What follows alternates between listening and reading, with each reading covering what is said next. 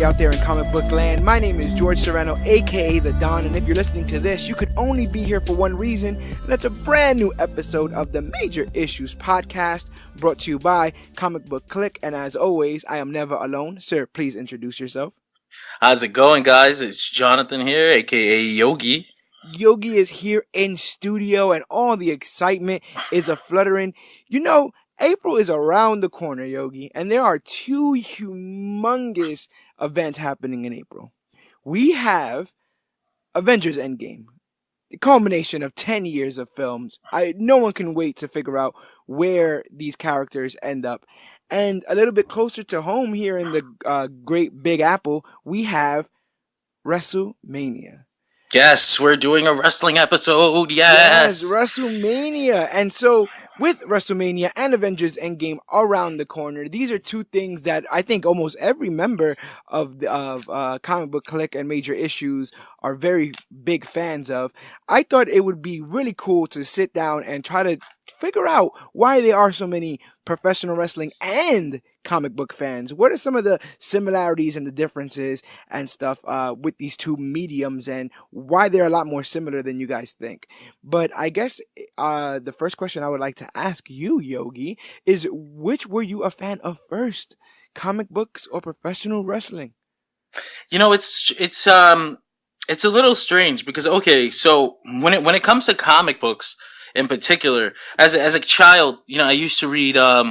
We had these collections. I guess now we know them as trade paperbacks, right? But when I was a kid, I didn't know what they were called. It was just a book, and they were collected editions of Garfield. Oh, wow. And I used to I used to love Garfield. And then I used to read Dragon Ball manga. Wow. So, but at the same time, I wasn't exactly a comic book fan. You know, I wasn't seeking out comic books. These were just things that I read. But so those were first. But like I said, it wasn't like now. You know, I didn't actually become a fan of comic books and the medium as a whole until I was an adult. Oh, wow. When it comes to wrestling, though, I started watching when I was 7. Just turned on the channel one day? No, my cousin was having a sleepover, and he was already a wrestling fan. So for his sleepover, this was the week after WrestleMania 14. For his sleepover, we watched the recorded videotape of the pay-per-view. And I remember mostly Austin versus Michaels, and after the show was over, we were all like wrestling and doing elbows. Yeah, you know, right. I was completely taken. That was it. I was completely taken in by professional wrestling. I was just a fan for the rest of my life. Yeah, I would say I didn't get into comics, I would say probably until like I was an adult like you, but I knew of those characters, man. You couldn't hide in the 90s from Spider-Man, Batman, the Justice League, any of that stuff, especially with the cartoons, the toys, like a Spider-Man fan, a Batman fan, and stuff like that. Funny enough, the first comic book movie I think I've ever seen was Batman Returns, which is not a lot of people's favorite Batman film. But you know, as a kid, that's exactly who it was made for. So right, so I like that was my thing. I was like, wow, this world is dark and gritty, and I dig it. Full disclosure, I have no brothers. Right, so I have an older sister and 2 younger sisters. My older sister was dating a guy who was into professional wrestling, and so she got into professional wrestling. And on occasion, when I wanted to be the little brat brother, I would go downstairs and, you know, bother them. And I remember I saw Chris Jericho with the ponytail on top of his head. And I was like, what are y'all watching? Like, what is this? like it just, this man pouting with this effeminate ponytail on top of his head and his glittery jacket. Like, what is it? So I got in probably the fall of 99. My first, I like to say this because this marks my fandom. My first, pay-per-view / turn is the McMahon-Helmsley era. When that happens, that's my first. Like well, that would be sides here. That was Armageddon 2000. Yeah. and or 99, Armageddon 99. 99, yeah, Yeah, sorry. because my Yeah, first 2000 was the Hell in a Cell. yeah, because Sorry about that. my first Mania is 16. And I was like, this show is going on forever. And I was like, this is the longest. I was like, and WrestleMania 2000 was the one where there was not a single singles match on that card. So there was just these long tags and fatal four ways and triple threats and all. There's a McMahon in every corner. But my viewing experience was a little bit different because I had no Austin when I started watching. Oh, okay. Yes, You had The Rock. right. I had Rock. So I'm very skewed when it comes to that sort of thing. There, Austin. I get everything. Everything is exciting. You can rewatch all that stuff and still love it. But Rock had like a different. That Rock and Triple H feud was like the highlight of that year. So that's what I remember of my early fandom and stuff. Do you remember when you wanted to, or when you started to take it a little bit more seriously? When you probably started looking a little bit more behind that curtain? Okay, so in the year 2001, it would have been 3 years after I started watching. Okay. I was still a little kid, so I still kind of believed in it, right? And they did the invasion angle. Oh man. So as a little kid, I'm like, I'm not watching this. This is WCW. I don't want to watch this. And I stopped watching for 3 years. Wow.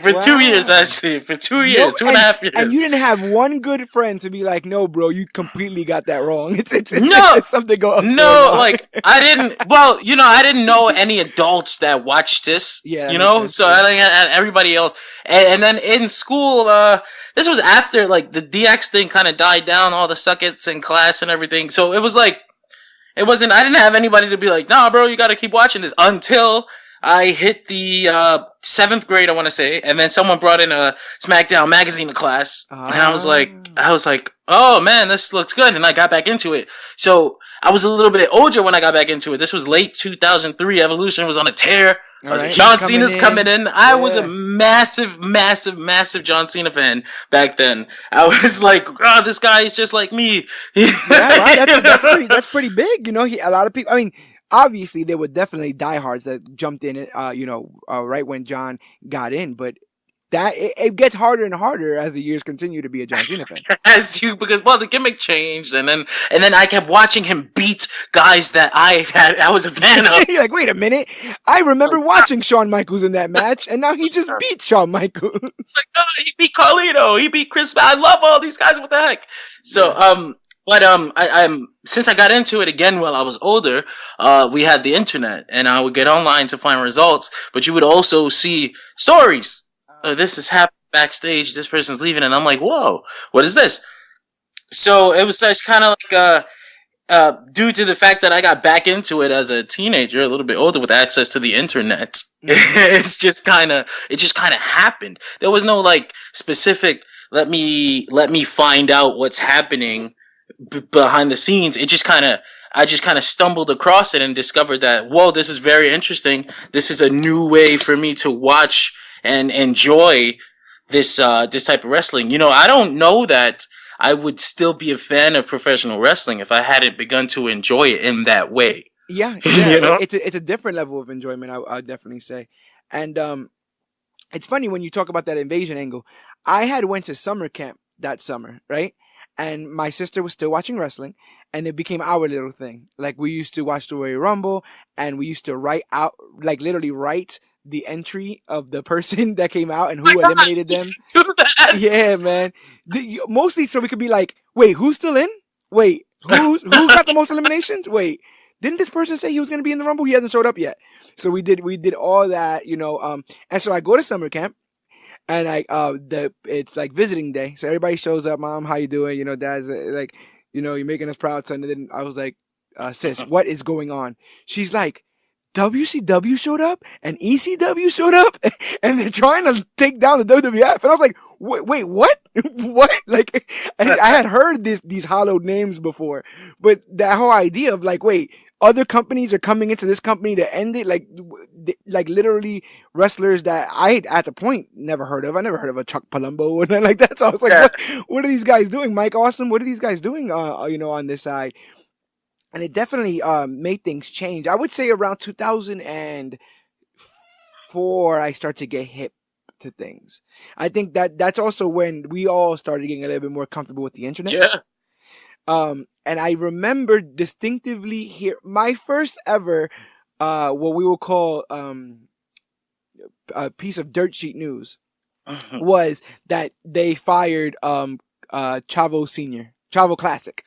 That was my Oh, first. oh, That was my I first remember that. post WrestleMania 20.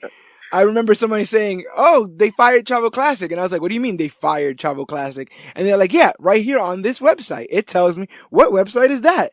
And it was all over. Past that point, it was Do you all do you over. remember what website it was? Like I still remember my first dirt sheet website. What was It was backstagewrestlingnews.com. It's man? probably dead now. And it I, was like a really really crappy dirt sheet site. You know, like Mine was by my PW standards today, where something. I know where all the good news comes from and I know who to pay attention to. By Right. my standards back then, that was one of those sites that was full of like pop-ups and stuff. Yeah. But do you remember what your first website was? Oh man, and it's PW something. I know it was blue, and another thing I remember is that there was a like an editorial, like somebody would write, they would do these pay-per-view breakdowns where they would like they explain what happened in the match and then talk about what the finish was and then talk about in an editorial form how they felt about the match and the finish and everything. And it was the first time I ever seen somebody break it down to like, well, this should have had more momentum than it did,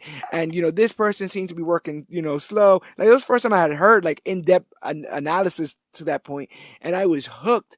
And it just got worse for guys like Cena who, years prior, no internet. What WWE told us was the truth. That was, there was no other source to find out if anything else was on the up and up. But as we get older, it gets harder to hide behind that curtain that everyone's pulling back. Do you remember when you got into things that weren't WWE when the internet allowed you Oh, to see what the yes, outside of absolutely. companies was? Ironically, it wasn't the internet that introduced me to wrestling outside of WWE. It was Pro Wrestling Illustrated magazine. Ah, So they were Pro Wrestling Illustrated was something I discovered in a newsstand on my block in the Bronx. And I used to subscribe to WWE magazine. They had Raw magazine, they had SmackDown magazine back in the day, yep. and And you remember I used to do all of like their little bootleg dirt sheet they used to have in the back? yeah, But it was all like kayfabe interviews and stuff, and but then I discovered Pro Wrestling Illustrated. I think I don't remember exactly when it was, but I know that I got an issue of PWI. I opened it up and I'm reading all the interviews. I still to this day don't know if those were like legit interviews or something like Yeah, man. or something they came up with. But they did a breakdown of Bryan Danielson and Nigel McGuinness's uh, matches that in Ring of Honor. Right, Uh, and they put it over so much, and I was like, "What on earth is this? This right. looks like wild. This looks amazing." So I used the internet, and I started looking things up, and eventually I discovered a place where I could pirate Ring of Honor. So I got everything I could possibly get. It was Ring of Honor. Ring of Honor was like my first Passion, experience. like Yeah. that passion stuff. Because I think passion is what separates most diehards from casuals. I think casuals will tune into a brand that they recognize. But I think passion makes you seek brands that Yes. go further, go.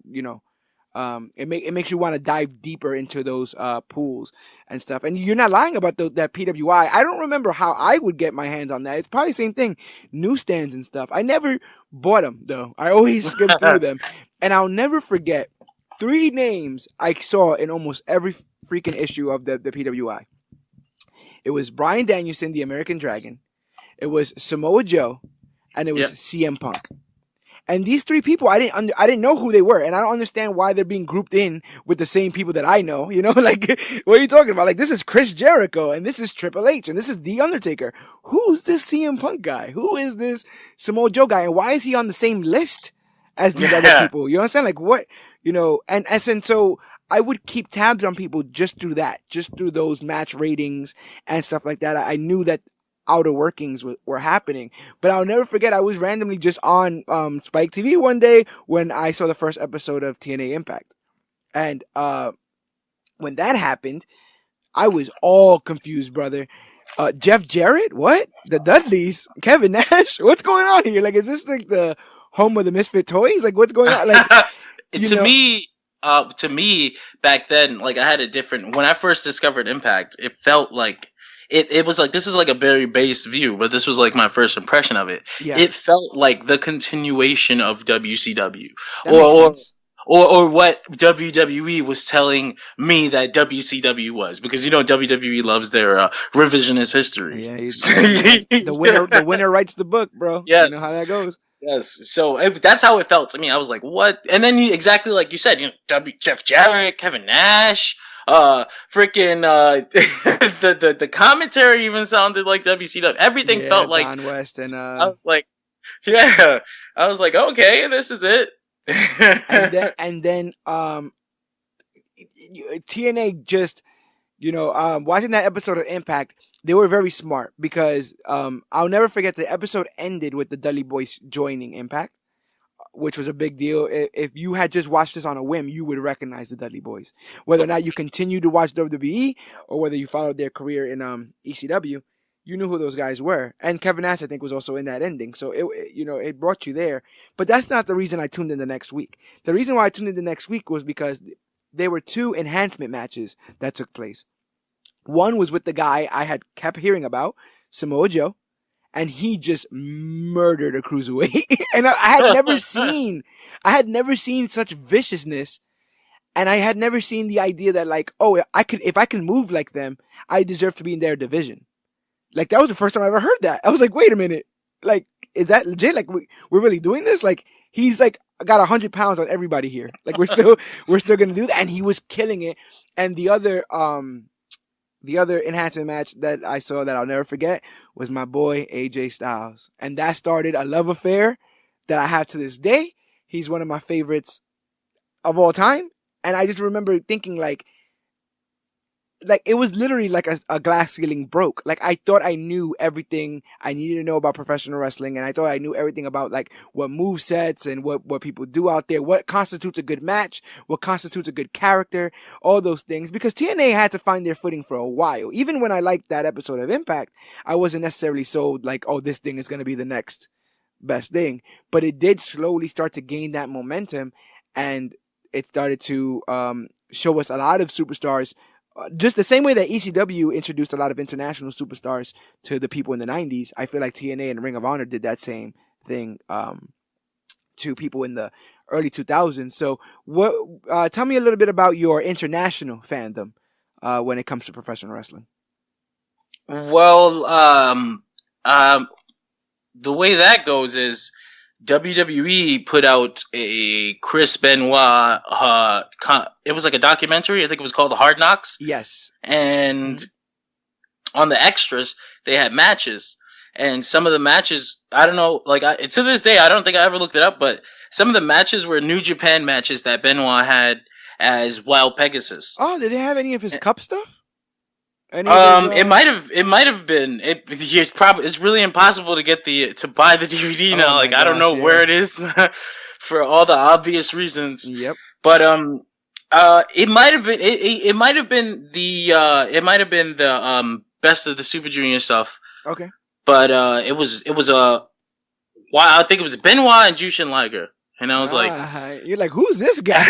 Look at that mask. I was like, what is it? But the style of wrestling was so different from what I've been used to see, because at the time when I was discovering this Japanese stuff, like, I still didn't have access to it, but this was my first experience with this style of wrestling. It was so hard, it was like so stiff.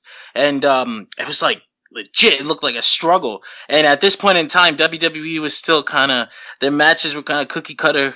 It was like it was something I was used to, so I didn't really think of it that way. But seeing that other type of wrestling and then coming back to like regular stuff, I was like, Wow, yeah, there's a big Night and difference day, here. yeah, night and day. It's night and day. So, I want to say it wasn't until the resurgence of New Japan Pro Wrestling, because they had gone through some dark ages. Like when I was discovering Japanese wrestling on a Chris Benoit DVD, actual current day New Japan in like '05 was in a downturn. Right, So I didn't really have access to it. I didn't know how to watch it, and if I did, I don't know that I would have enjoyed it back then. right. It That makes wasn't perfect sense. exact.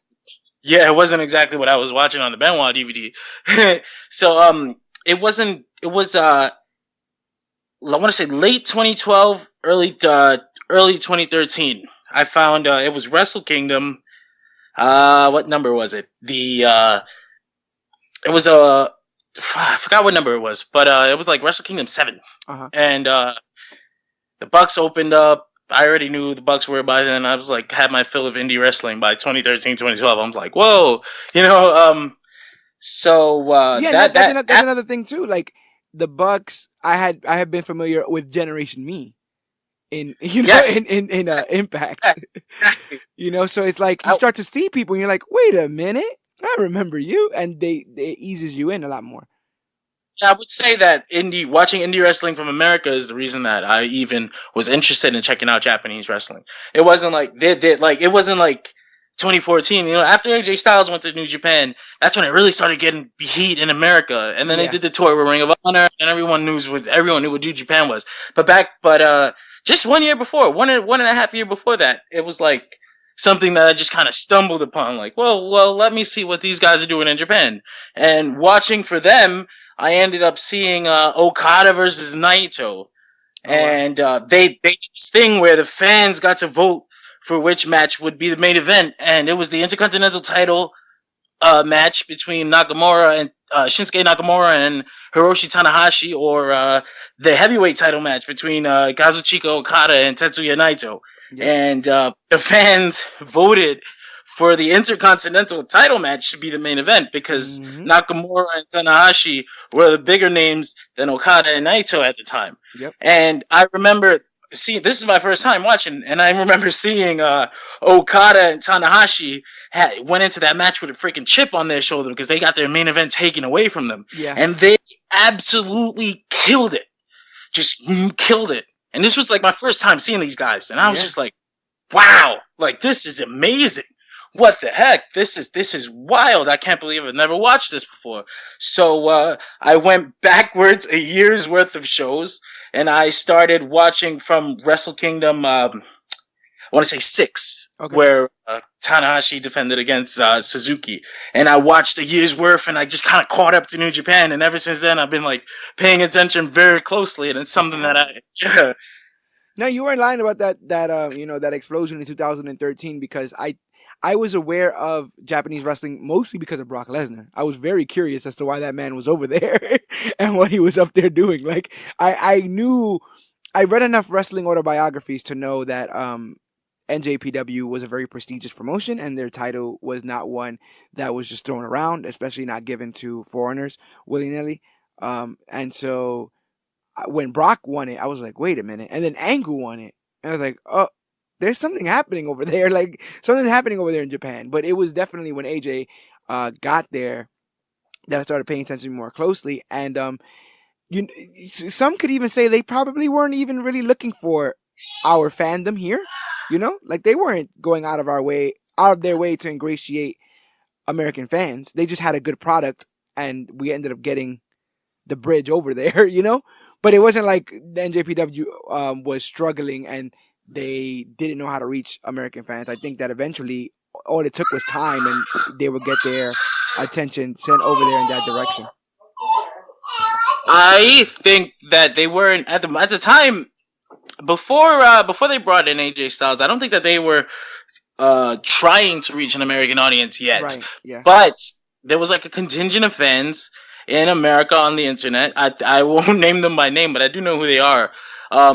That would pirate the shows and put them on Daily Motion and stuff because we had no other way to watch it. Yeah, It's I not like remember Daily Motion, man. First of all, YouTube used to be the Wild West. Remember that? YouTube, Wild West YouTube was like a whole nother experience because at first you never knew what you were gonna find. Yeah, that's even also true. Yeah. even if you typed in even if you typed in the name that you were looking for, sometimes you would find like something completely different on purpose because somebody wanted Yep. views or whatever. The first Rick Rolls of the generation. Yeah, but it was that Daily Motion, the real hero guys for that would take the shows and put them on Daily Motion, and New Japan saw the numbers on Daily Motion, and they're like, well, maybe we have an audience out there that we should try to reach, and then they made the partnership with ROH, and then it blew up. It Oh, really that's blew interesting. up. It really blew up. So it was like really organic. It's like that's really interesting how that happened. That international spread over here. I know they're on a bit of a downturn because they lost their biggest American stars, or Yeah. not just American, but their biggest Western stars. So I know a lot of people are like not looking too kindly on it, but they're on a rebuild. Yeah, that's all. So Every good company has to be able to, go with the ups and downs. Like you're never always gonna be, you're never gonna be riding on top forever. And same way with, when things are not looking too great. And it's funny because I could imagine how that match and other matches, especially in Ring of Honor, blew your mind and blew open the idea and blew open the doors of what a good match could be. I remember my reaction when I saw the Unbreakable Triple Threat oh man, with AJ Styles, Christopher Daniels, and Samoa Joe. I watched that thing at a library like every day. Like whenever I could go to some place with internet, I would just watch this match. And to people who weren't even wrestling fans, I would say, you need to watch this. It doesn't even make sense. Like like the things that Joe is doing in there, that monkey flip to the Hurricanrana spot, I had never seen before. And when they did it in that match, I was just, jaw dropped. Give these guys everything. Why am I giving my money and my attention to another company when these guys are killing it right now? And it's still considered one of the greatest matches of all time. I'm surprised WWE hasn't done like I know they actually did have Samoa Joe, AJ Styles, and Daniel Bryan scheduled for Fastlane at one point, but then the Kofi Kingston thing happened. So, that'd actually be a nice table for three too. I would like to see those three guys chop it up. oh right, I What's can't going believe they on? haven't done that. Did they cancel that show? Probably now it's like in a car with two or something like that. I forget what they call them things So now. stupid. Um, yeah. Wrestling right now is alive and well with the creation of All Elite Wrestling, the newest promotion, the newest spanking new promotion, being funded by Tony Khan of the Jacksonville Jaguars. Multi-billionaire, richer than Money, Vince money, McMahon. money. It's crazy.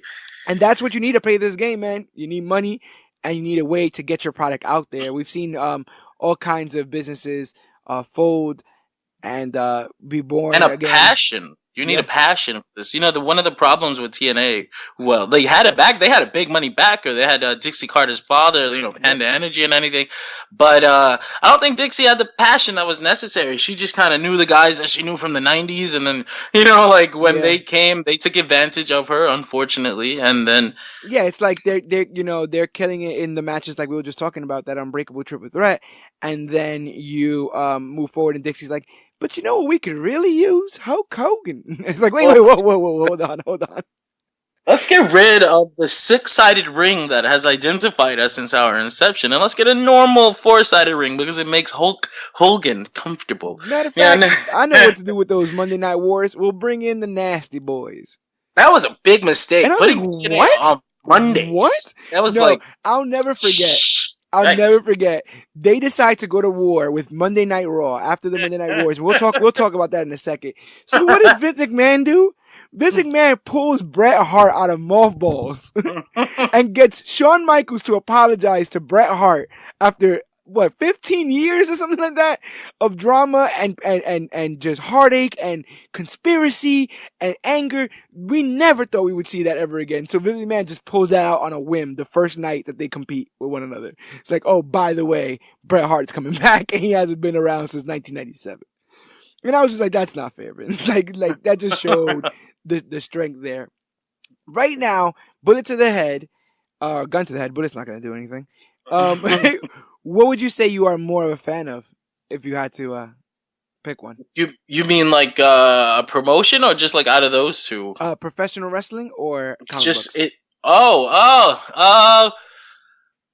That's a hard question. It's like I hold them both in such high regards. Like, I mean, I guess I've had more experience with wrestling, and it's kind of like wrestling is integrated into my everyday life. But it's like, and then the comic books are too. You know, Yeah, like yeah, it's hard. I guess if I had to choose, I would say wrestling, but it's not like there's an obvious answer. It could be either one. I guess because there's a gun to my head and I don't want to die, yeah, I'll yeah, say yeah. wrestling. It's a I'll good, say it's a wrestling. good choice. You live to see another day. I feel like in a lot of ways, my knowledge and stuff of wrestling is probably more, and I grew up just trying to find out the most I could with it and stuff. But I think that right now my comic stuff is edging it out only because of I think there's just so much out there where I feel like the stories right now are only being told in certain camps. Um, and so, but I love both, and I thought that just writing down a couple of similarities and stuff between the two mediums would be interesting. These things have way more in common than I freaking gave it credit for, and I was like, this has to be why it's such an easy transition for most fans, and most fans that are fans of comic books are fans of pro wrestling, and vice versa. Not to say that all is all, but Yeah, but there definitely is. there's a Yeah, big, very big overlap. Even the wrestlers, like Christopher Daniels is a huge comic book fan. His in-ring gear always has like logos and stuff. Like even if you don't see it, like I know a lot of wrestlers, they do the complete cosplay thing. yeah, Some guys will come out completely cosplayed. But a guy like Daniels, you can just tell because he integrates those logos into his actual stuff. yeah. I remember And he had X-Men stuff on his gear for a yeah, very long time. Yeah, exactly. He's got like the Phoenix logo, and if you don't really know, you don't know. He's Yeah, just like Christopher Daniels, but like I love that. But there's an overlap in the fandom too, and I think that comes from maybe it comes from the fact that both of these things are like long term, never ending serialized stories that's that true. Yeah. people can always come back to. Even if you take a break, you can always come back to comic books. You can always come back to pro wrestling. It's always going to be there for you. When life has you down and then people are leaving your life or whatever the case may be, wrestling and comics are always there just waiting for you. No, You know? that's definitely a good point. And with the long form storytelling, this also gives you an opportunity to pass this down. If you're a comic fan, to then pass down your comics to your child. If you are a wrestling fan, Yes. to then Yes. pass down tapes or go to events with your child, and then you get to share and extend your fandom through generations and stuff like that, which is always great. But I found it funny, so I decided to go down the rabbit hole. I started to look at some of these footnotes through the history of both of these mediums, and I want you to just like check this out real quick. So, 1984, right? Big year, big year. We'll start in '84 because that's the year WWE or WWF really started to take off with Hulk Hogan and stuff, right? So, in '84, Hogan defeats the Iron Sheik, wins the WWF World Heavyweight Championship at Madison Square Garden, and WWF begins promoting wrestling shows with Hogan in the main event in parts of the United States that Vince McMahon had agreed to not pass, to not go over there and deal with. So, you have WWE making a big stand there, but who else is making a big stand in 1984? That same year, Marvel superhero Secret Wars debuts, the first of Marvel's humongous large crossover events. I think that was the first giant crossover in comics, period. Yeah, no, definitely, it ushered in a new breed, and so right when WWE is hitting their stride, Marvel is Marvel, a considerable younger company than DC, is changing the rules, right? Like we're doing epics now, we're doing huge crossover events, right? So it just so happens that the year that DC decides to come up with their big crossover event, which I know you're a fan of, Crisis on Infinite Earths, Mm-hmm. that's the same Well, year. Oh, go ahead, brother. I was just gonna say, like, because I know there's a lot of people that will compare Secret Wars and Crisis, but I feel like it should be known that they both of these stories, while like the origin for today's events that we get once every 6 months, Yeah, right. Yeah, they, yeah. they they both came from very different places. Secret Wars was a way to sell toys. Yes. Um, Yes. I and Crisis was a way to clean up their continuity because things had gotten really complicated and messy at DC Comics thanks to the overuse of the multiverse. yep. You had 18 different versions of Batman and Superman, and the casual fan had a hard time knowing what was going on. So it's like they were both around the same time, and they were both very, very instrumental in the way we consume comic books today. But I feel like it's interesting that they both had such different origins. And had such different intentions, I believe, as well, right? Yeah, Like you were saying, yes. I think intentions do make the deed, and so it is of the intention to sell toys. So that's basically all it did. Secret Wars someone can write that off as a bad dream, like someone can say like, oh, that was a dream that happened, because besides the symbiote suit, there really isn't a lot of weight behind the actions that happen in there in comparison to actual worlds exploding and stuff. Like I that's would say they didn't get referenced too much afterwards, but besides the symbiote suit and yeah. maybe a callback to Doom World or whatever. But you're definitely right about that. Maybe one had a longer lasting effect than the other, although Crisis can be seen as a mistake sometimes by some people. Right? No, no, Yeah, definitely, because it did start that's DC has its own not thing. even not even the fact that just people started doing so many events, but more so for the idea that the writers were not willing to let go of the multiverse concept because it had been so ingrained in DC Comics and DC's history that it's hard to move on without it. So after Crisis was over, you had writers finding different ways to like try to sneak in alternate versions of people, and like they Yeah. created Hyper Time, and there was It like was an eraser on a pencil. Like they with the creation of the multiverse, it allowed people to do so much, and you don't really want to get rid of that handicap. Like you don't really want to, get rid of that. But then when it becomes something a well that people are going to too many times, that well runs dry, and you start to lose actual fans because things are get too convoluted. more so that it's harder to bring in new fans because Yeah. it's like where do I jump in? It's hard. Who the heck is this? There's a Robin that didn't become Nightwing. Yep. It's like it's Who's this hard. So guy? No, and so in '85 with Crisis on Infinite Earths, DC sets the standard of how they want to tell their long form storytelling. With Crisis, that's also a definitive, putting the foot down on all of this is connected. All of this will be one ongoing long form story. Where they played around a lot with like Superman and Superboy and the Legion in the years prior to that. Like, oh no, that was happening on a different Earth. Oh no, that was a different Superboy. Oh no, that yeah. was a different time. This was like, okay, no, all these planes need to be at the same airport. You know what I'm saying? Like we need a clear house and all that. And in case you were a wrestling fan around that time, Vince McMahon was doing the same. You don't got to worry about this silly multiverse called territories. You don't have to worry about where all these heroes are at on different Earths. I'll just buy them all. And so he goes and he grabs the heroes from different Earths, some from the Earth designated AWA, some from the Earth designated NWA. And in '85, when Crisis on Infinite Earths comes out, Vince McMahon gives us WrestleMania. And with Yes. WrestleMania, he puts his foot down and says, this is how this business is going to start being run.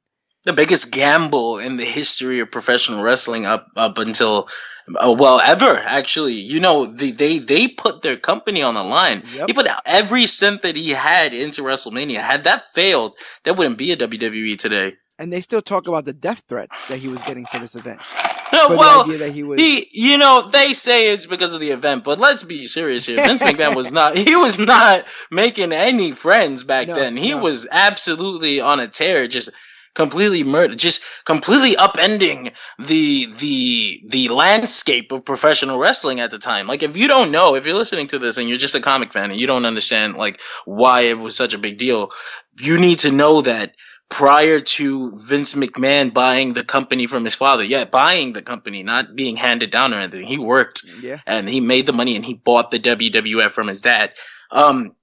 His dad was part of let's say, an unspoken agreement between territories around the country Yep. that would separate it. Like, Vince McMahon Sr. had the Northeast, the Crockett's had down South.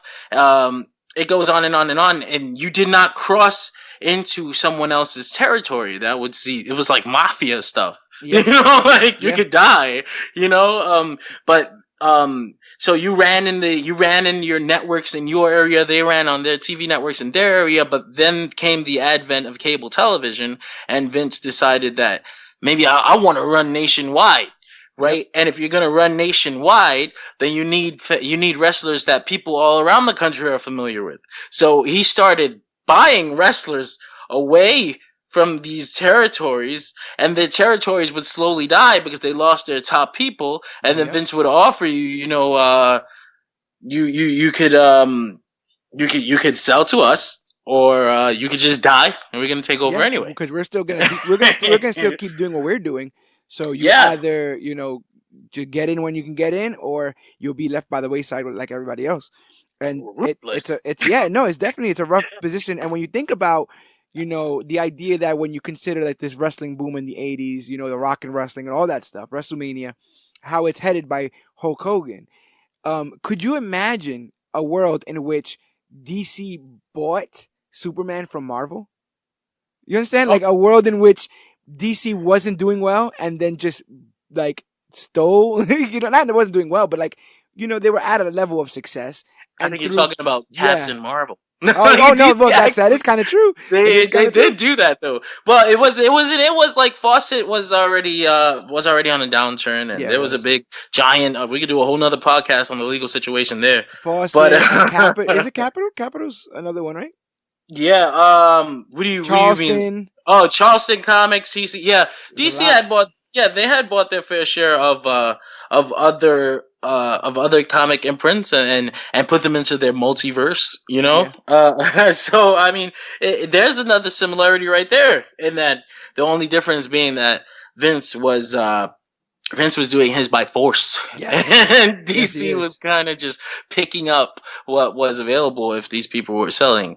And so, know? with the creation of WrestleMania, and then the following year, we get three different areas, three different telecasts of WrestleMania from I want to say It's New York, Chicago, and LA. a bit ambitious. So no, there's a Crazy ambitious for your second one. Crazy yeah, ambitious. yeah.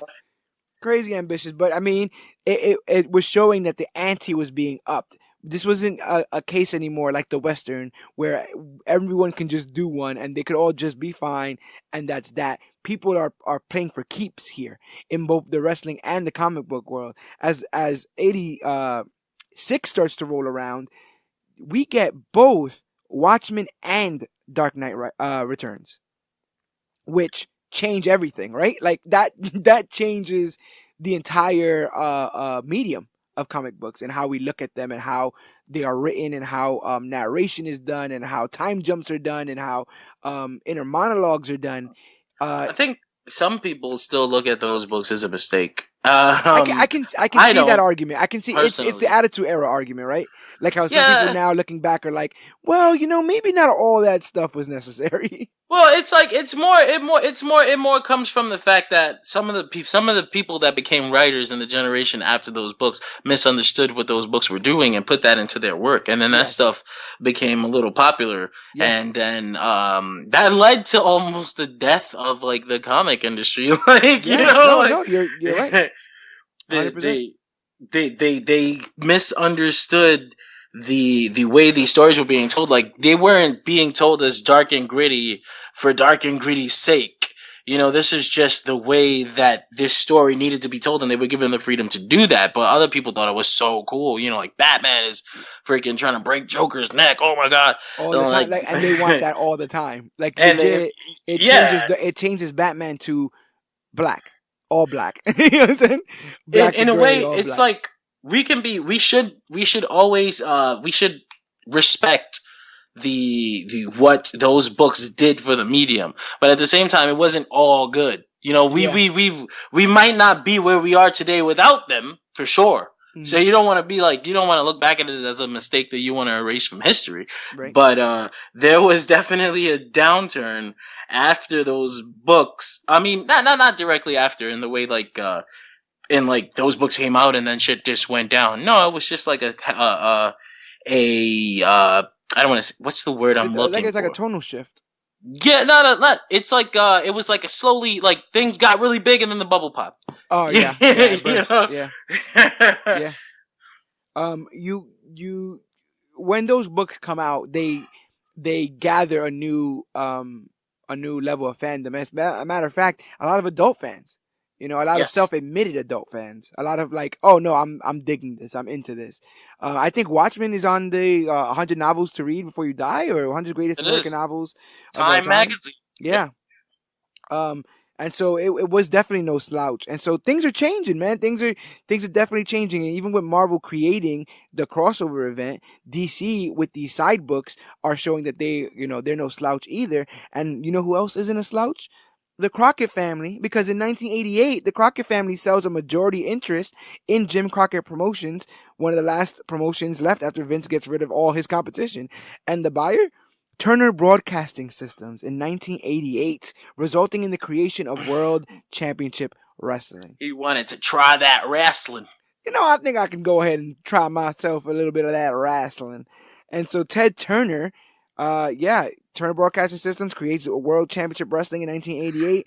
And 89, we get Batman the movie. Which that Yes. changes what we think of, like, as far as comic book media is concerned, and how we adapt things from comic books, literally throwing out the whole comic book to create that film. But great film. And what do you A-listers, you know Oh A-listers, yes. Oh up and down yes. in Batman 89. And so it becomes, and in the same way, WWE is trying to garner respect in the same entertainment fields by allowing people to perform at WrestleMania, by allowing people to host WrestleMania, by allowing people to special guest referee. And all of a sudden, the walls are expanding for both of these mediums as they start to let a little bit of the real world in, to kind of, like, you can check it, you can touch the water. The water's fine. Great things are happening. Great things are happening over here. And like you said, it's getting bigger and bigger and bigger. So what could possibly happen? Like what's next? And like you said, eventually the bubble gets so big that we get kind of a slump in the early '90s. Well, In but WWE for sure. But that was more a result of their outdated storytelling. Yes, in DC we get the humongous storyline Death of Superman, which a long time hero, long time favorite character, Superman, is killed, and there's a huge turning point in comics. People are like, wait, we can kill them? This is a big deal. I think As long as you bring them back. it was more like, people weren't buying Superman either. They were trying to figure out what can we do with him, Yeah, and it was like, we should kill him.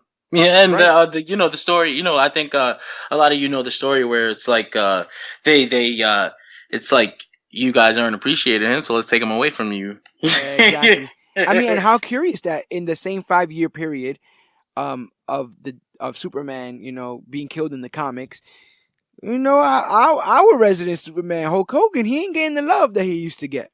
Nope. That's another result of the outdated storytelling. The fans did not want to see the cheesy say your prayers, eat your vitamins, very very cartoony characters that they had. The Repo Man, Doink the Clown, Yeah. like the Isaac Yankums, all these occupational gimmicks. It was like Yep. really corny. Just like we were done with the crazy quilts and the zebra mans and the, Yeah, you it's know, exactly like comics where where it was taking a turn from a medium that was specifically for kids, and it was a little cheesy, and a little dialogue was always like simplified so that the children could understand what was going on. They wanted to become respected, in comics, and that's where we ended up getting things like Watchmen and Dark Knight Returns, Yeah. and DC created their Vertigo imprint, Yes. and Yep. then we got stories like Swamp Thing, the Saga of Swamp Thing by Alan Moore, and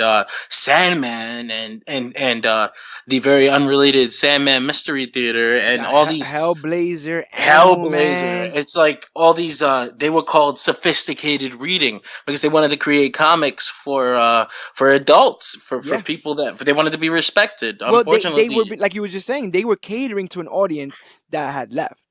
You know, yes. like we were catering to golden age comic fans from the 40s and the 50s and the 60s, and those fans had left. What you do have though is fans of the 70s and the 80s who are now older, and they needed something to latch onto.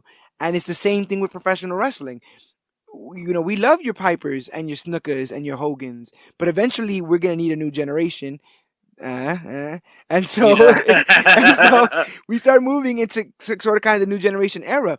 Also, you have in 1990, Time Inc. and Warner Communications merge, and that's DC's parent company. So the power is getting bigger on that side. Um, and yeah, so you're getting in like this new generation era where we're trying to figure out what new steps can we take. Well, how can we respect the past but start doing some new things? And I would want to say that it happened in comics before it happens in professional wrestling, because in 1992 we get a nice little company called Image Comics, which was founded by several high-profile illustrators as a venue for creator-owned properties. We got guys like Jim Lee. We got guys like it was four guys. It was Eric Larson, Todd McFarlane, Rob Liefeld, and and Jim Jim Lee. Lee. Yeah. The four. These are four. Like you need to understand. Like these were Yeah. superstars in comics. Like these were huge. These guys were huge. They Yep. like and they took their services and left DC and Marvel. And like it's like we're gonna start our own stuff. We're Yep. gonna start our own company. And that was unheard of at the time, obviously, but like thinking back, it's like what a gamble. You know, you guys were like huge, and I guess like the only comparison that could be made to that exodus of top talent and then going to create their own company would be. I don't even think there was something like that in professional wrestling until maybe today. You know, Yes. Yes. recently, I would where agree. you have four of the very top free agents in professional wrestling, like the very top non WWE signed wrestlers in the planet, who Yep. could have went anywhere they wanted, and they decided, with the backing of a billionaire, obviously, that they were gonna start their own thing. Forget being creatively stifled. You know what I mean? Forget being told what I'm gonna be. I'm gonna decide for myself. And that's exactly what happened at Image Comics too. It's like, forget playing in someone else's playground and playing within their borders. And I want to build my own park. Yeah, it's that actually happened in a similar way too, right? Because the guys at Image left Marvel, and majority of the guys in the four that we're speaking about in All Elite, they left New Japan Pro Wrestling, and when both sets of four left that big company, people automatically just jumped to the conclusion that they were going to join the other big company, Yep. like that. And, Well, and they had open and shut offers case. too. Yeah, Huge offers. exactly. It's on both ends, and with Image Comics too. It's like huge offers these guys turned down Yep, to to to strike it out on their own. to gamble on themselves. That's the type of confidence I need. Damn it. Yeah, and Image Comics ends up giving us Spawn, ends up giving us Wildstorm. Yeah, we got Spawn, we got Savage Dragon, we got the Wildstorm, you got so many of these Eventually, The Walking Dead. extreme comics. Yeah, the story of Image Comics is a funny one too, because it's not like it was like they jumped off and it was like they did have huge success in the beginning. Yeah. Right, and then they went on a little bit of a downturn. Jim Lee actually sold his share. Yep, Like and he Buggy. kind of turned his back on these guys. And they kicked Rob Liefeld out. They kicked Liefeld out, at the end. By the end of it, Todd McFarlane had a top spot. Eric Larson was still around, and in 2003, The Walking Dead came out, and it wasn't like that was some breakout book. You know, it took a Yeah, little while. It definitely. wasn't until they decided to adapt it into the massively successful television show that it became. Yeah, That AMC grabbed it right up. yep, But in these early '90s, a lot of people who will come into prominence start to make their way around in the indies. You know, your Jerichos, your Benoits, your Guerreros. Um, but you have image there, people taking their own chances, and it DC and Marvel had to take notice, and because when they left Marvel, I want to say that those four were working on like the five best books or that were selling at the time.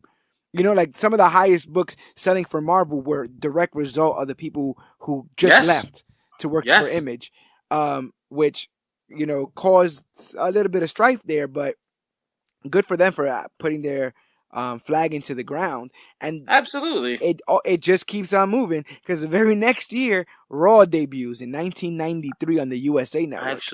actually forgot about Mark Silvestri and Jim Valentino. Yes, there's another one, and Will Portacio. Will's Portatio, yes, Portacio. yeah, yeah. Will Portacio. I'll never forget that name. It's very particular.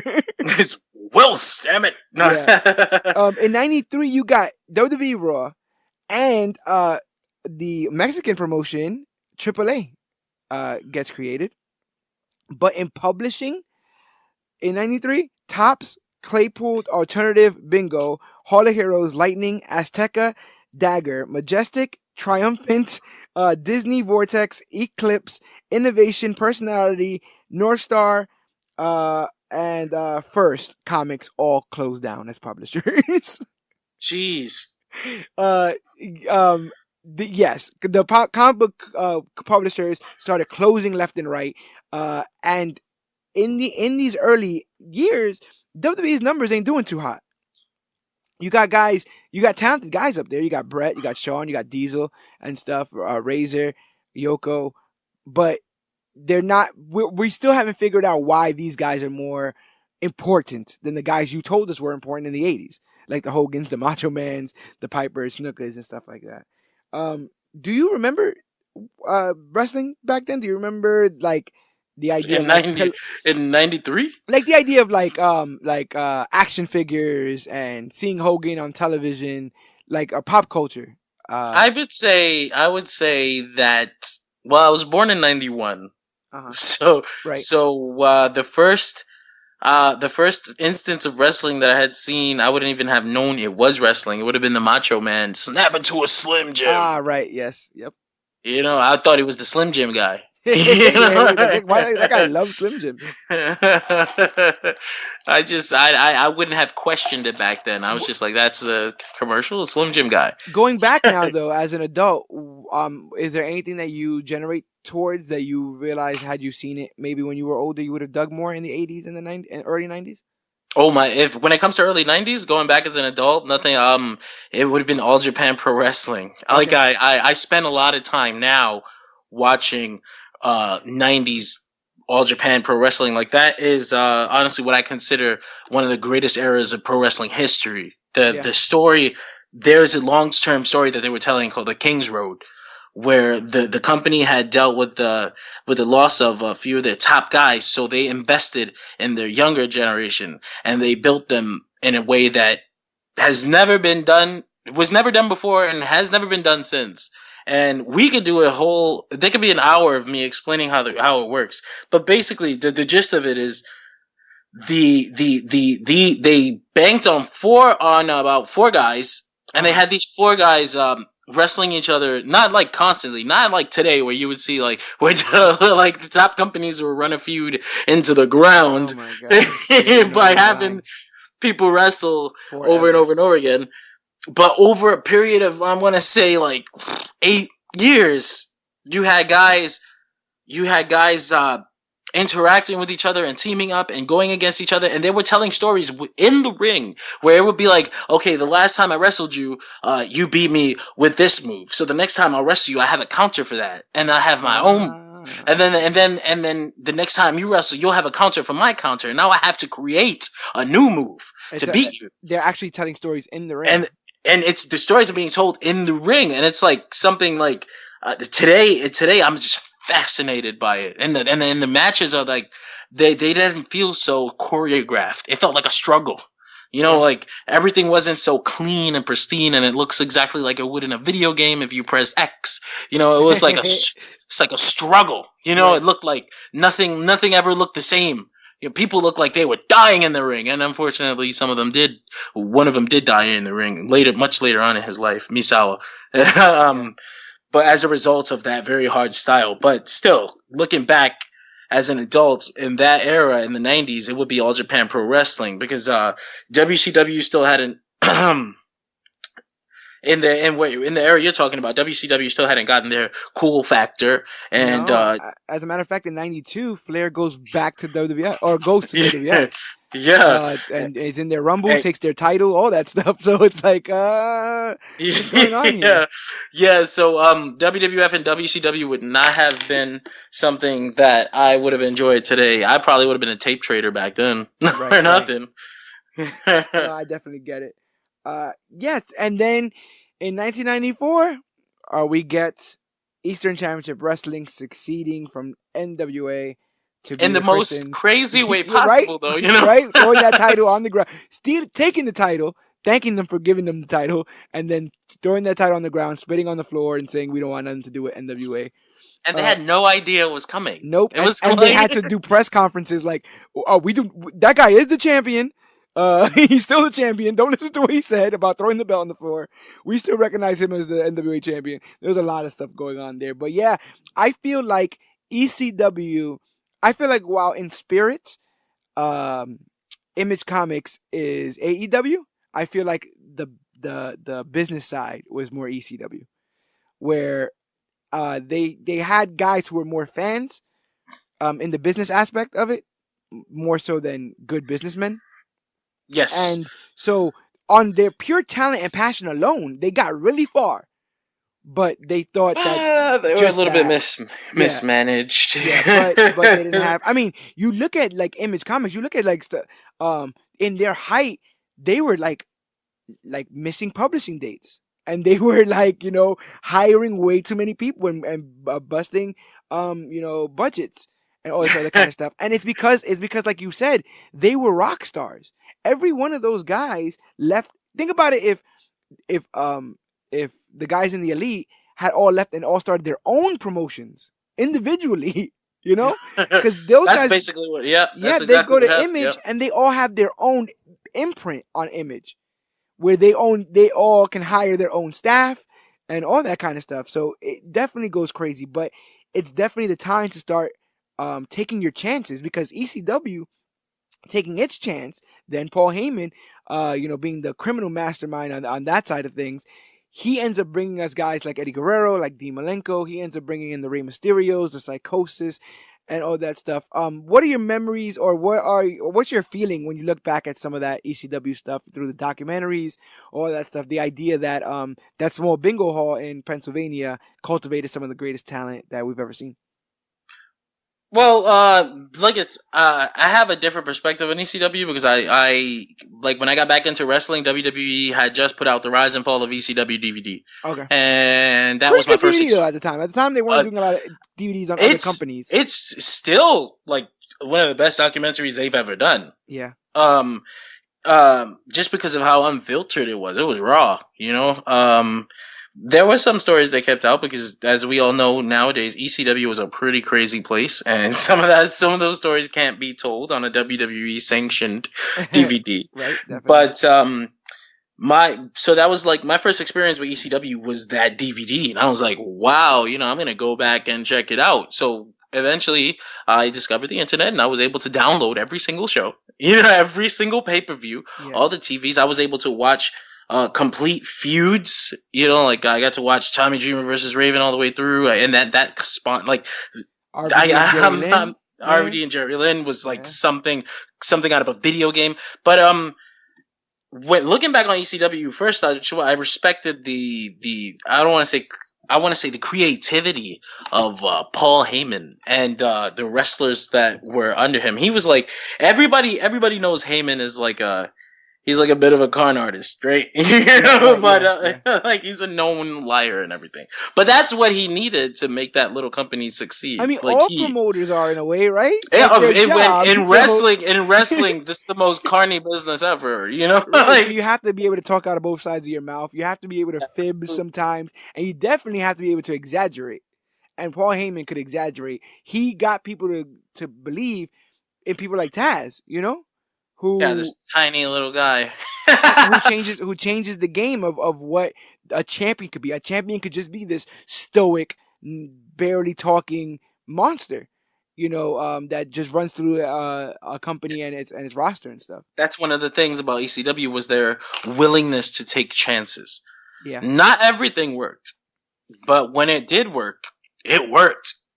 You know, like yeah, that was the thing. Unfortunately, and I don't think ECW. I think that if ECW had had the proper business situation at the time of their death, they might still be around today.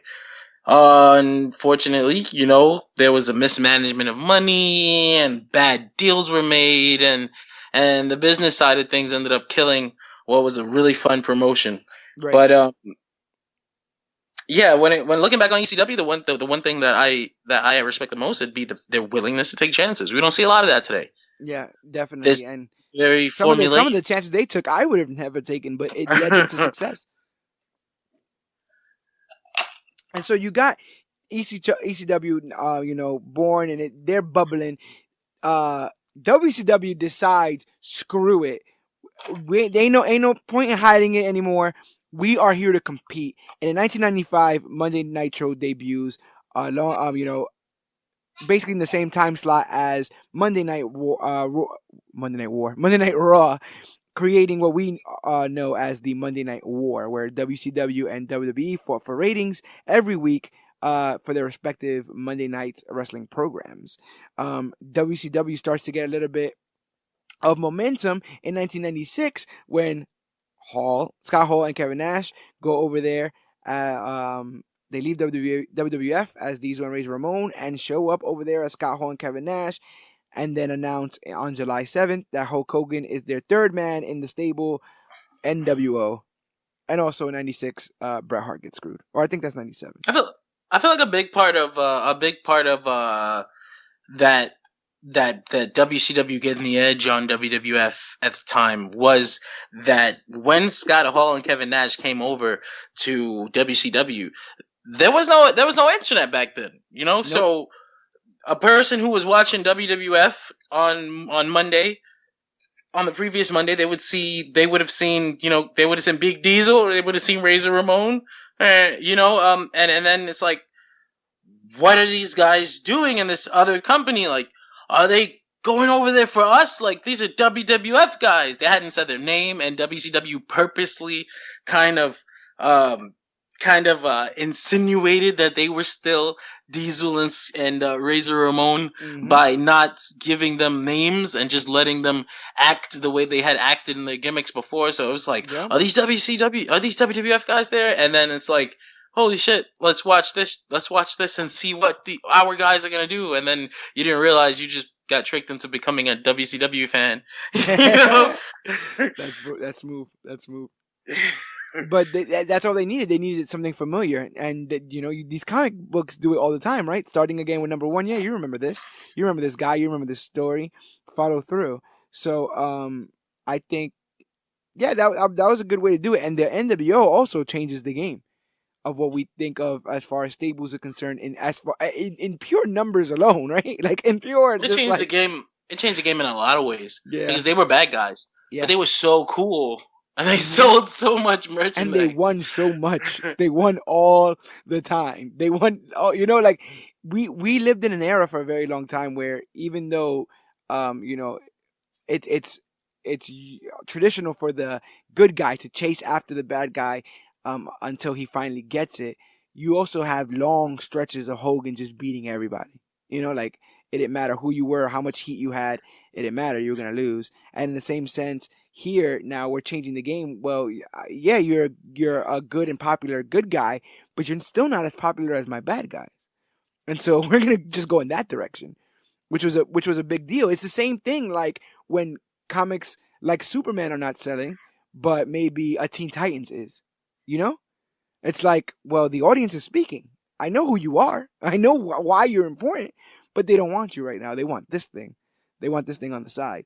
Did you do you remember when you started to look towards not the big, like, let's say big seven in DC or the Avengers in Marvel? Do you remember when you started to fall for some of the smaller or the more tangential characters in comic books? Well, again, of course, me growing up in the '90s, I was only exposed to what I saw on TV. So Yes. when I got into comics, obviously I got hooked by the big guys. But reading stories like, I want to say, this is actually a hard question. It just kind of felt so natural that Yeah. it's hard to pinpoint one instance where I was like, oh man, these smaller characters are more interesting when you read about them on their own. Yeah. I think maybe it would have been the first time I read Gotham Central. Oh, that's very intimate. That's a very intimate series of Yeah, books. because it's like, Batman is a looming shadow in this story, but he's not he's not a main character. At best, he's a supporting character, even less than that because he shows up so infrequently. But just being able to read about these characters that I like Renee Montoya and Billy Corrigan and all these cops, it was like, whoa, this is really interesting. I you don't need I don't need to I don't need to read about Batman or Superman or just for it to be interesting. Actually, what really happened was when I first got into comics, I was just following a roadmap to learn the history of Marvel, Right. which was Marvel was my first love. It was Marvel. So as things went on, I started to notice certain writers were writing better stories than other writers. Right. Yeah. Yeah. So I was just like, let me see what else this guy is writing. And by that point, it was less. Let me read this Superman book, and it became let me read this Ed Brubaker book. Right. you know Yeah. so that's what really pulled me into these smaller characters, the fact that I was following creators to whatever they were doing in DC or Marvel, and then it's like, whoa, it doesn't matter what character is on the book if the Yeah. if the writer is so good. But you that know also speaks a little bit to your wrestling fandom, would you say? Because yeah, you it doesn't become anymore about WWE matches.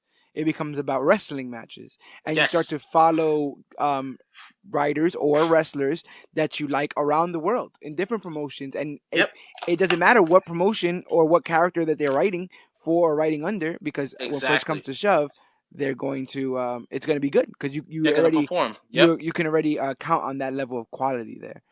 Uh, so I just wanted to say on this time here, let's just talk about the Attitude Era in respects to both mediums, because comics went a little crazy in the late '90s. I've seen some of these redesigns, bro.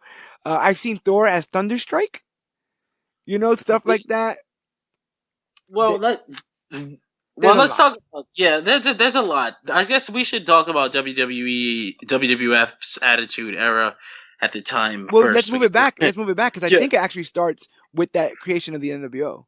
I think the fact that Vince McMahon lost three top names to WCW, and then WCW creates the NWO, which starts to go off like gangbusters and make them all kinds of money and get them all kinds of press, and things were not working the way that they used to work in WWF, and the title was basically being hot potatoed between Shawn Michaels and Bret Hart at times. You saw like the rise of guys like Austin and stuff, but Vince had to make a decision, and I think that when you consider the start of the Attitude Era, a lot of people point to Bret being screwed in Montreal when Vince finally comes out and says, "I am Mr. McMahon." And what does he say? The old way of doing things is passe. yeah. That's the thing. That's the thing. That's what he came out and said. A lot of purists were like, absolutely, they just felt disrespected. Right. Like how could he come out and basically admit that this stuff isn't on the up and up. You Right. know, like this is Yeah. all bull. Yeah, we're done with the era of good guys and bad guys. It's all grays, you Right. know. But that's WWF. That's WWE's. That's the way they would sell it to you. But I feel like the Attitude Era just kind of started when they started taking ideas from When they start ECW. doing, oh yeah, yeah, yeah, yeah. You know, ECW did cultivate a lot of that, aggression, a lot of that attitude, a lot of that stuff. Guys like Austin in ECW did a lot of that stuff, and then they just pulled Austin, right from the ranks. And Yeah. as this is going on, you also got a huge upflux in favoritism towards anti-heroes, the Punishers of the world, the Venoms, the Spawns, the Wolverines, and people start to dig more of those characters to the point that one of the first Marvel movies made in the late '90s is Blade. You understand? Like just Yeah. edgy, cursing, blood, no nonsense.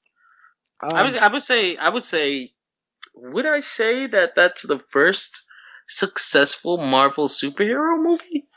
I'm gonna go with yeah.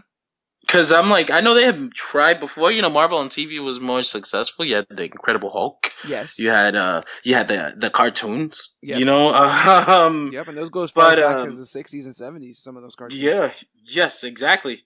The anime, I guess the animation world was doing a lot better than the movies at the time. So I think I would say that uh, Blade was the first popular Marvel film, and like you said, it was like edgy and dark and vampires and killing each other. And so But sometimes you get situations like you get you're digging your Hogan, and they're like, you know what, we don't want Hogan around anymore, and he loses to Warrior. And maybe you're not digging Warrior as much as you digging Hogan. Maybe a change was needed, but that wasn't the change. What they do over there in DC is they decide to break my man Batman's back. And in breaking his back, they decide to sub him out with a different, more edgier Batman. How do you feel about Azrael the Batman and the Azrael or Asbat suit? I don't retractable know claws, how. I think. I don't know how I would have felt. I don't know how I would have felt about that as an adult comic reader back then. I'm not sure that I would have I would have been too happy about it because it went on for like a year, right? Yeah. Yep. And they were making it seem like this was gonna be it. Like this was the new, like Bruce can be there and he can mentor and all that other kind of stuff can happen and stuff. But we're taking a new direction on the Batman, and this is gonna be it. And he had like rocket launcher, like rocket boosters, retractable claws. I think did he have the flaming sword back then too? Did he? He had some kind of flamethrower or something on there. And also toys in the '90s are bonkers. They're blowing up. McFarlane goes ahead and creates McFarlane toys, and that's where like half of his riches lies in licensing guys like Kiss, MLB players, all that kind of stuff, and making it's still really successful, actually. Incredibly successful. And WWE, they've never been a slouch, coming out with their own action figures. WCW as well, and ECW. Did ECW ever do action figures? I know they got a game license eventually. If they did, I don't. They must be really rare because I don't think I've ever seen them. You don't have the Public Enemies ECW. No, I don't think so. Okay, I get that. You said it a little bit. You touched on it a little bit. Do you think that that edgy nature is where either one of these mediums should stay? Obviously, No. we can't stay in the sugar coated, right? The 80s are gone, and in the 60s are gone as far in respects to comics are concerned. So where is that medium? Do you feel? I feel like we got a pretty good. We've got a pretty good balance today. Sometimes they take it too over the edge, but they're always pulled back. There's actually really interesting because you mentioned all the extreme edginess of the '90s and the crazy guns and all the Rob Liefeld style the boob patches. windows, You need to see boobs. because Marvel actually, I know, you remember Heroes Reborn, Yeah, yep, we're where doing it again. Marvel, where Marvel was like, maybe that image style is what we need for our books, so Yep, they outsourced their properties to freaking Jim Lee and Rob Liefeld, yep. who had left, and then it turns out that stuff didn't work. It was They like a complete reboot, and they wanted to do things their way. And Jim Lee handled Fantastic Four and Iron Man, and then Rob Liefeld had Avengers and Captain America, My where God, we that get cap, that man. infamous photo of That super chest that Captain Captain America, America is a thing of nightmares, bro. That thing is and terrible. it wasn't selling. It just wasn't selling. No, nobody wanted this. Did you know that they actually also created a imprint called Marvel Edge, and that lasted a year. It was like what against what eventually become that Max imprint, but it was their Yeah, first try at it, and it did not Marvel, work. Marvel Knights, Marvel Max. Some of those, like Fury Max, some of those stories are like really good. Yeah, But yeah, I don't think that was the direction to go. But back then, they were like really focused on gimmicks and trying to get the most possible sales, no matter if the creative quality of the stories was dropped. Like, and yeah, that ended up leading to the Marvel almost going out of business. yeah. December 27th, 1997, Marvel Entertainment files for Chapter 11 bankruptcy protection. Big deal when you consider that, like you said, Blade is around the corner.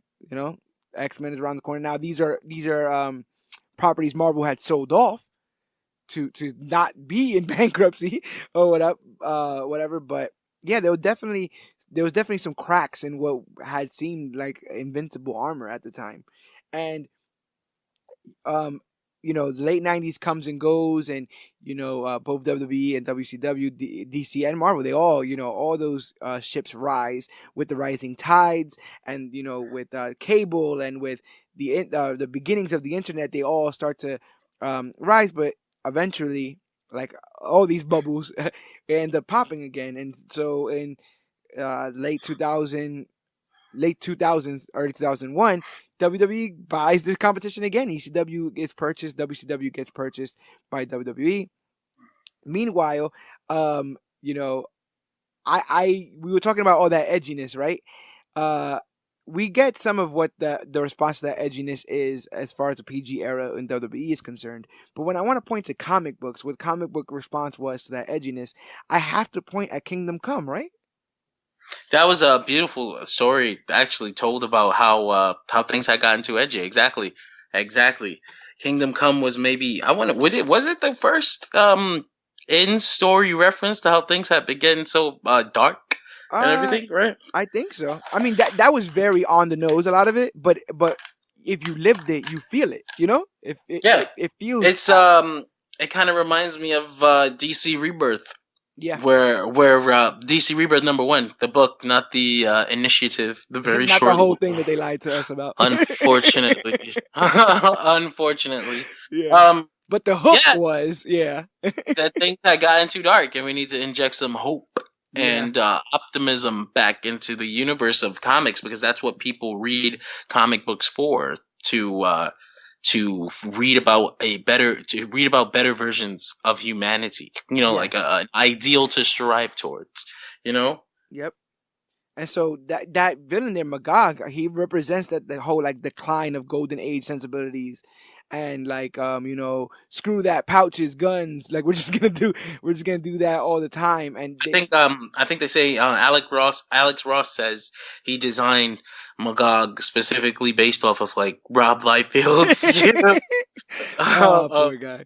yeah. And it's harrowing to see these older golden age heroes, like, we see them older, we see them feeble, and what they're replaced by is nothing. The are psychopaths, really, right? Like, it's just a bunch of crazy people shooting each other up with flamethrowers and stuff. And Superman's all like, "Yeah, I'm not about any of this. I don't want to do any of this." So I thought that was really big that they put their flag in the staff, because um WWEF doesn't ever really talk about the bad parts of the Attitude Era, where they Of probably course should have. not. And that Everything was perfect back then, if you always ask it was Vince. it was perfect, and it was always perfect.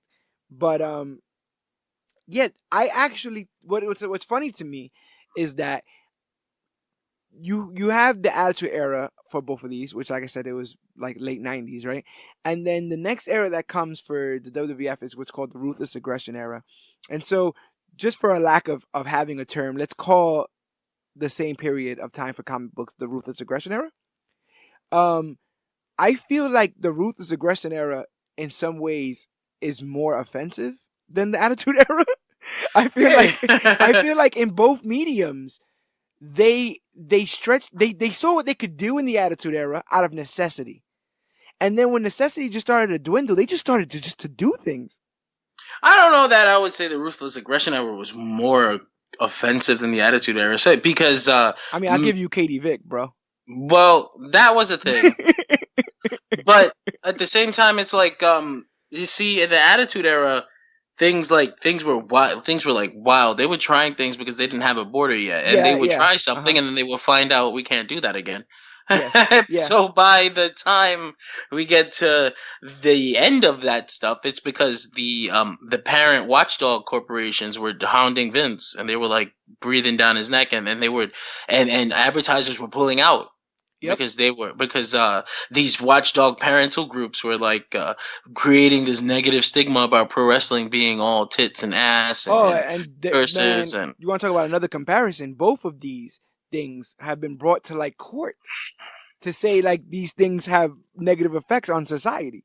Both professional wrestling and comic books have been brought to like Supreme Court with actual factual like not proof, but documentation and studies and all kinds of stuff to be like, no, this stuff is bad for you. Meanwhile, I love them both, so I don't know what the hell's wrong with me. Well, back then, they in the 50s was when the comics got put on the stake, like burned at the stake, so to speak. Yeah. Right? Because people had a really simplistic mindset back then. Oh man, Batman and Robin, two men hanging out together all day. You must be gay. Yep. And these books must turn children into homosexuals. Not that that's a bad thing. That's not a bad thing. But back then, you're not gonna get it from a book. First of all, you're born that way. You don't get it from a book. You don't learn. Oh man, you don't learn from Batman and Robin. But I learned how to be gay from you. Not that being gay is a bad thing, but this was 1950, and people were like really, really, I don't want to say stupid. They didn't know any better. They had to find a way to label something, to identify something that they didn't know. These books are rotting our children's brains. Yep. And then the Comics Code Association was created, and the end of like really compelling stories, and then the beginning of like wild, cheesy, wacky Silver Age stuff, all the animals and stuff like that. And then wrestling kind of had to deal with the same thing. You got taken to court because look, this is turning my son into a degenerate, and like he pile drives his sister. But that the kids horrible. Kids are doing suck it in school. There was a kid that pile drived his sister and killed her. But again, those are like that's not what happens. You didn't have kids pile driving their sisters. No. It's the same thing. Like I said, it's the same thing like those who jumped out of the window to be Superman, right? Is that a reason to cancel all books? No. You probably should have told that kid that he cannot fly. He probably shouldn't try those things. But same way you shouldn't try a pile driver. The right people were convinced that was the case, and that's what happened. I wanted to take a second to talk about like they in like the 90s and stuff. They actually had wrestling comic books. Yes, back they then. did. Yes, they did. They were really wacky and wild. And I only knew Warrior to have a book. I knew his crazy. He had a book. He definitely had a book. WWF had like a comic. It was like they told like weird stories about the Undertaker. They were all really bad. Weird stories with the Undertaker. That's what it should be called. That's what the title should be called. I would actually go out of my way to buy it. Did you get your issue of Weird Taker story? I like that. So yeah, like they.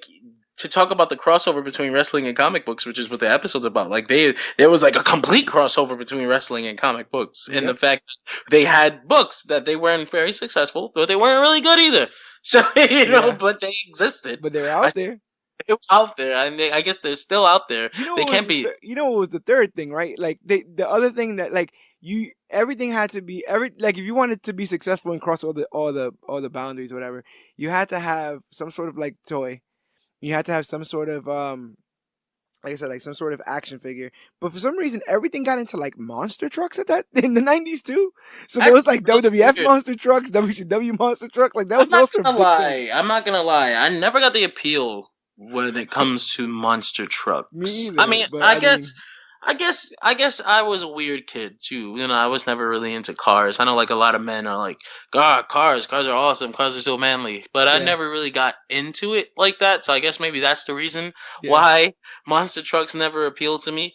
But I think like even today, there's still a thing. Like yeah. People love I monster trucks. I don't get it, but they're I there. had recently been in an Uber where the driver was like, "Are you going to the local arena tonight?" And I thought it was because I had my Bullet Club sweater on, and Yeah, I'm like, "Oh, I know SmackDown's gonna be here next week," right, and right, then right. he's like, "No, man, I'm talking about the Monster Truck show," and I'm like, And it got really quiet for for a certain amount of time, right? You're like, wait, First of what? all, is this such a commonplace thing that you can just be like, you're going to the arena, and Yeah. I'm supposed to know Like, the hey, monster Jim, we got truck? three more for the arena. We got, you know, we're going. Oh my gosh. I didn't know it was so popular, but at the same time, like I said, yeah, I never got the appeal. Right. Yeah. So with the internet busting open both of these mediums, we now have a closer look at the comings and goings of every aspect of entertainment when it comes to comic books and wrestling. Now we know when someone's signed, we know when someone's put out a new book, we know when someone's being punished, we know when someone's getting new opportunities. Um, how do you feel about that level of access that we have now as fans? And is do you find that you enjoy that level of access the same in both of these mediums, or different? When it comes to comics, I feel like there's still a little bit of a curtain up. Like they get people to sign these non-disclosure contracts, Yeah, and they can't talk about things. But then sometimes they do come out on Twitter and they're like, "Damn it, Marvel told me I couldn't write this book," and there's this outrage. But I think when it comes to comics, I don't know that it's been so. I don't know that there's a business to expose. You know, in the that's way true. that wrestling has so many backstage ongoing things that you never really hear about. Oh well, you wouldn't have heard about without the internet, Right. and that come out and then they try to be denied, but you know, like all the obvious evidence is there, and I don't in a way that part that exposure. I don't know that it has hurt wrestling at all because what well wrestling is doing pretty well in regards to like Vince the WWE making so much money right now and Yeah. huge TV contracts. Is it as popular as it once was? No, but at the same time it's making more money than it's ever been, so I wouldn't exactly say it's on a downturn. I don't think that the internet has harmed wrestling. I think that the people that watch wrestling, the diehard fans, kind of need this extra layer Yeah, it's a different thing to it's a different to reason to watch. And when you're looking at reasons to watch, and you're a business, there really isn't a wrong reason. not really, not at all. You No, know, no, like a so yeah, that exactly. so it doesn't matter what they could be watching to watch you fail. It doesn't matter. Like they're watching. That's all you care about. And Yeah. so yeah. They I also think that both of these uh mediums are reaching a crossroads of evolution again. You know, I think that the way of distribution is changing. More people are reading digital comics more than ever in as far as comics are concerned in general, and then comic book shops are closing left and right. Uh, While we're talking about the business side of things with comics, I had to admit, when I look at the numbers in regards to sales, it scares me. yeah, You know, millions upon millions of people are going out to watch these movies, but those numbers aren't translating back to comic books. nope. The top books of every month are only selling about 100,000 copies, and when I think about that, I think about what someone in charge of this company, what a Disney, what a Warner Brothers executive would think when they see these numbers. Like, could we possibly in our lifetime see the end of comic books? Right. But it's actually it's kind of scary because it's entirely possible. Like if you're an executive and you're putting out money to publish books and you're not getting the return, do you continue based on tradition or do you shut it down? You And know, right. it's recently DC Comics announced that they're going to be cutting the amount of books that they publish. There's a rumor that they were going to cut the amount of books that they publish in half. They were putting out like 52 books a month, and Marvel is putting out the same, if not more. And it's just there's probably too many books on the shelf right now that not enough people are buying. Right. So and it kind of it's like what they ended up announcing was that they're going to be cutting down on the collected editions. They're instead of putting out a trade paperback for every 5 issues, they are going to put them out every 12 issues, and some stories might not even be collected, which is again kind of scary because if they're making these moves, then it's like what else could we lose? Actually, there was another rumor that started recently where people thought Marvel Comics was in danger of being shut down by Disney because they were going to do a presentation at the convention this weekend. Her name is slipping. I I want to. Oh, The name is the slipping. Chicago one, Chicago East Yes, it's like C2E2. Expo. C. Yes, that's exactly what it is. Yeah, C2E2. Yeah. yeah. Where it's like basically like the entire presentation is why comics are still important, and the I don't want to call them the dirt cheese, right? What do you call them in regards to comic books, right? Like the rumor sites Yes. just took that as this is Marvel presenting to Disney why they shouldn't shut down Marvel Comics. you know, so it's like it's scary. It's really scary. The numbers aren't there. I don't know what they could do either. I would say they're doing all they can. Like these movies, superhero movies are the top grossing films today. Like what the Marvel Cinematic Universe is doing is something completely unheard of that's never been done before, and it's entirely successful. Do you think that Disney would shut down Marvel Comics? I mean, it's so weird, right? It's this, like, it would be the snake eating its own tail. But on paper, if you're doing business, I can see why they would make those assumptions. Um, uh, with the shoe on the other foot, WWE's doing terrible with live audiences, like with ticket sales, live Their attendance. ratings, their ratings are shit too. Live attendance and ratings. So that's the thing. It's like, but this is our bread and butter. Comics is the bread and butter. Why we get the MCU. Our live events is why we can get to a mania. So when we talk about selling a mania, making more money in this mania or making more money this year than ever, it's hard. It's so crazy that, like you said, that the MCU could be skyrocketing and issues be in the toilet. That WWE can make the most money they've ever made, but no one's coming to the shows. So I feel like they both have to evolve. They both are going to get pushed to this point of having to change with the times. And I don't know what that change is. And like you said, I am scared because I've only known these things to be these things in this iteration. And as it stands now, what happens when they decide, well, you know what? Screw a weekly wrestling show, or sorry, screw our 4 weekly wrestling shows.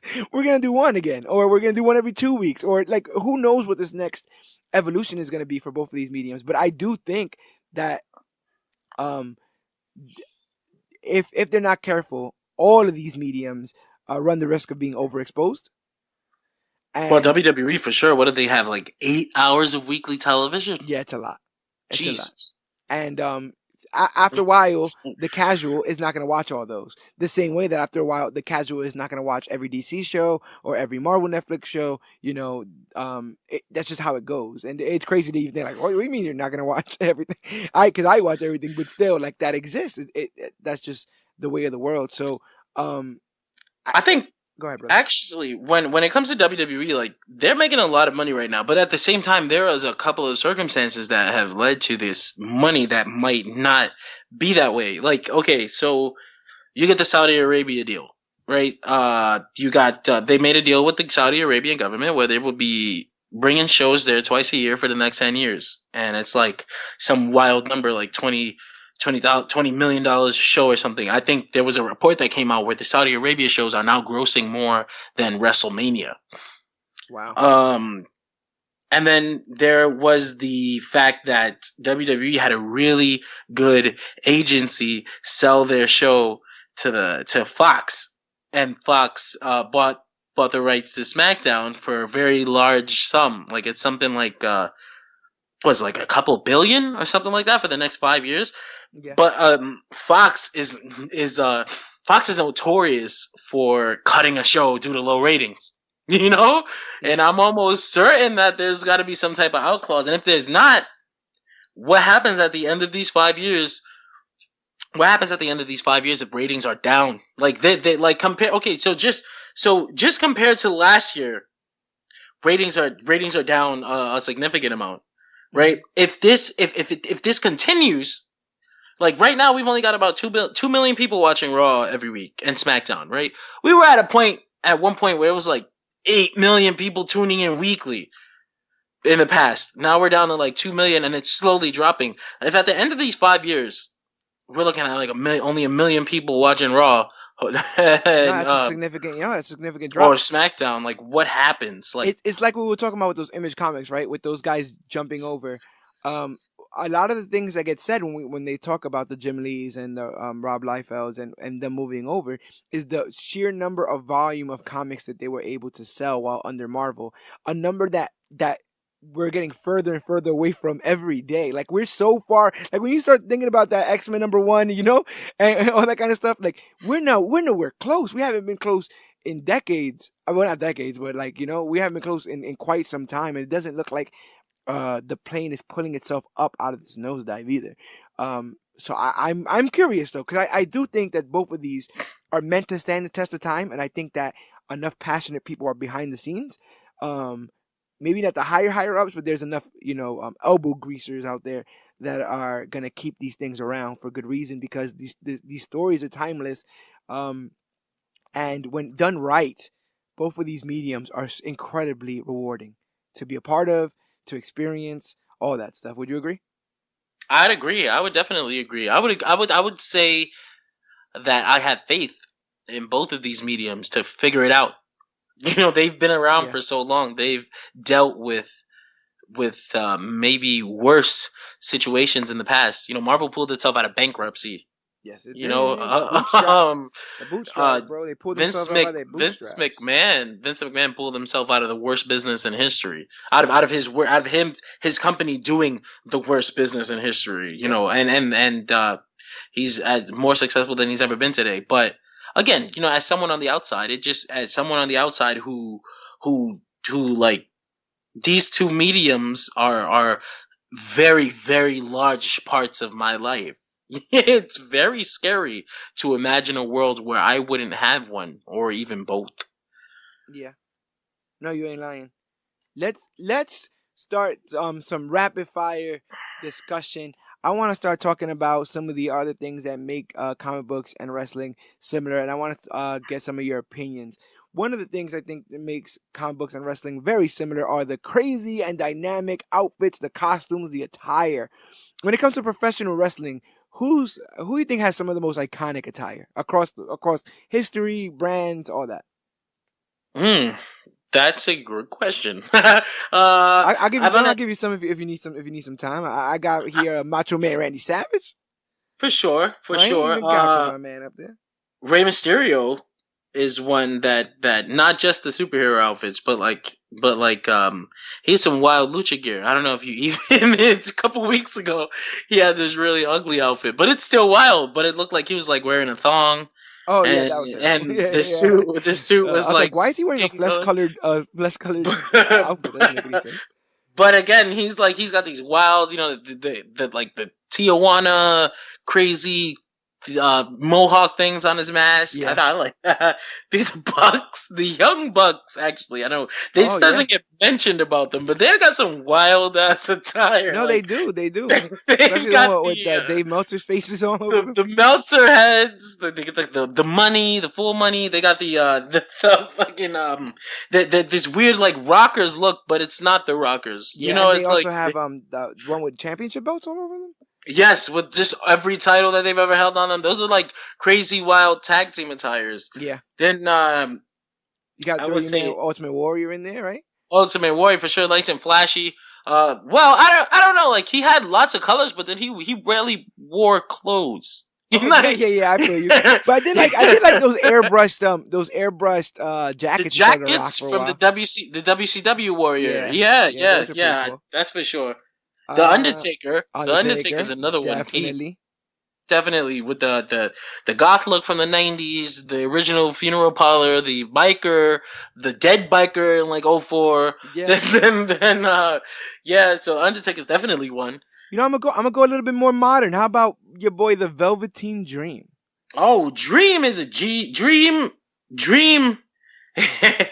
He's funny because his attire is always something relevant. Yes, it Yeah, is. Yeah. it's always something topical, and Once you it's start like to figure that out, once you start to, it makes every match more rewarding to watch because you're on a journey. The story gets told from the entrances up.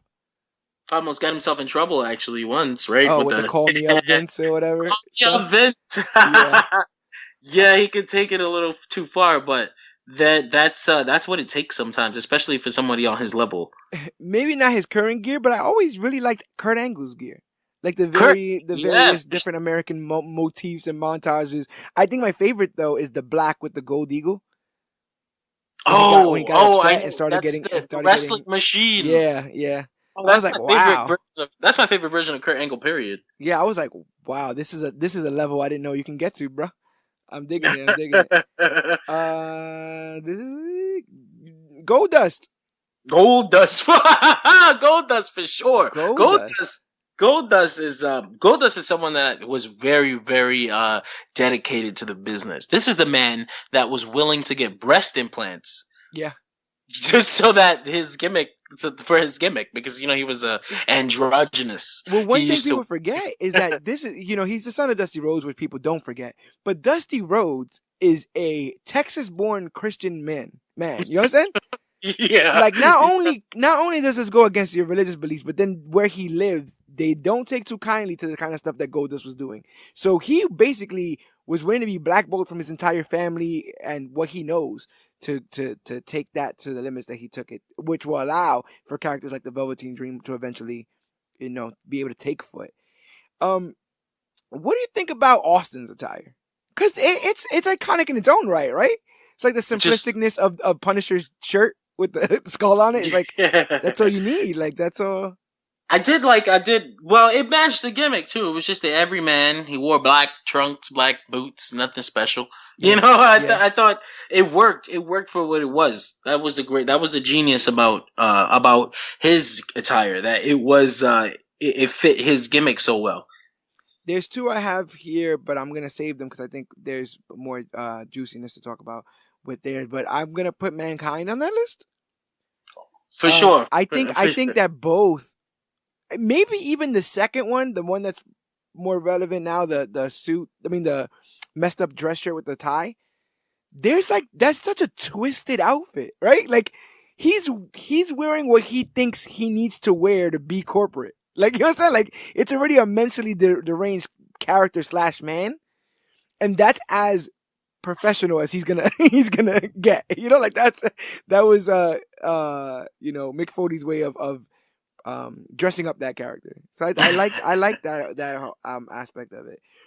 Let's turn it around. Comic books, man. What are some of your favorite comic book outfits? Comic book costumes. Okay. There was a period where Iron Man had the black and gold armor. Yeah, man. I loved that suit, and I'm sad we're probably never gonna see it in real life. Is that the spacesuit? Um, no, he just had a black and gold armor No, during but the. no. Was that around like what I'm saying? Was that around the time where he was a Guardian of the Galaxy? No, No. I actually hated that armor. He had Yeah, a weird red armor with like a very expressive face on the yeah. helmet that I was like, oh, what is this? No, it was this black and gold armor that he had when the incursions were happening, right before the Marvel Universe ended. Okay. That was one of my favorites. Right off the back, I love Captain America's outfit. I love his classic outfit, and I love the one So that he you had always that you they. always love the big old red gloves and boots. Yeah, yeah, yeah. Yeah, It was yeah. like it's like the one.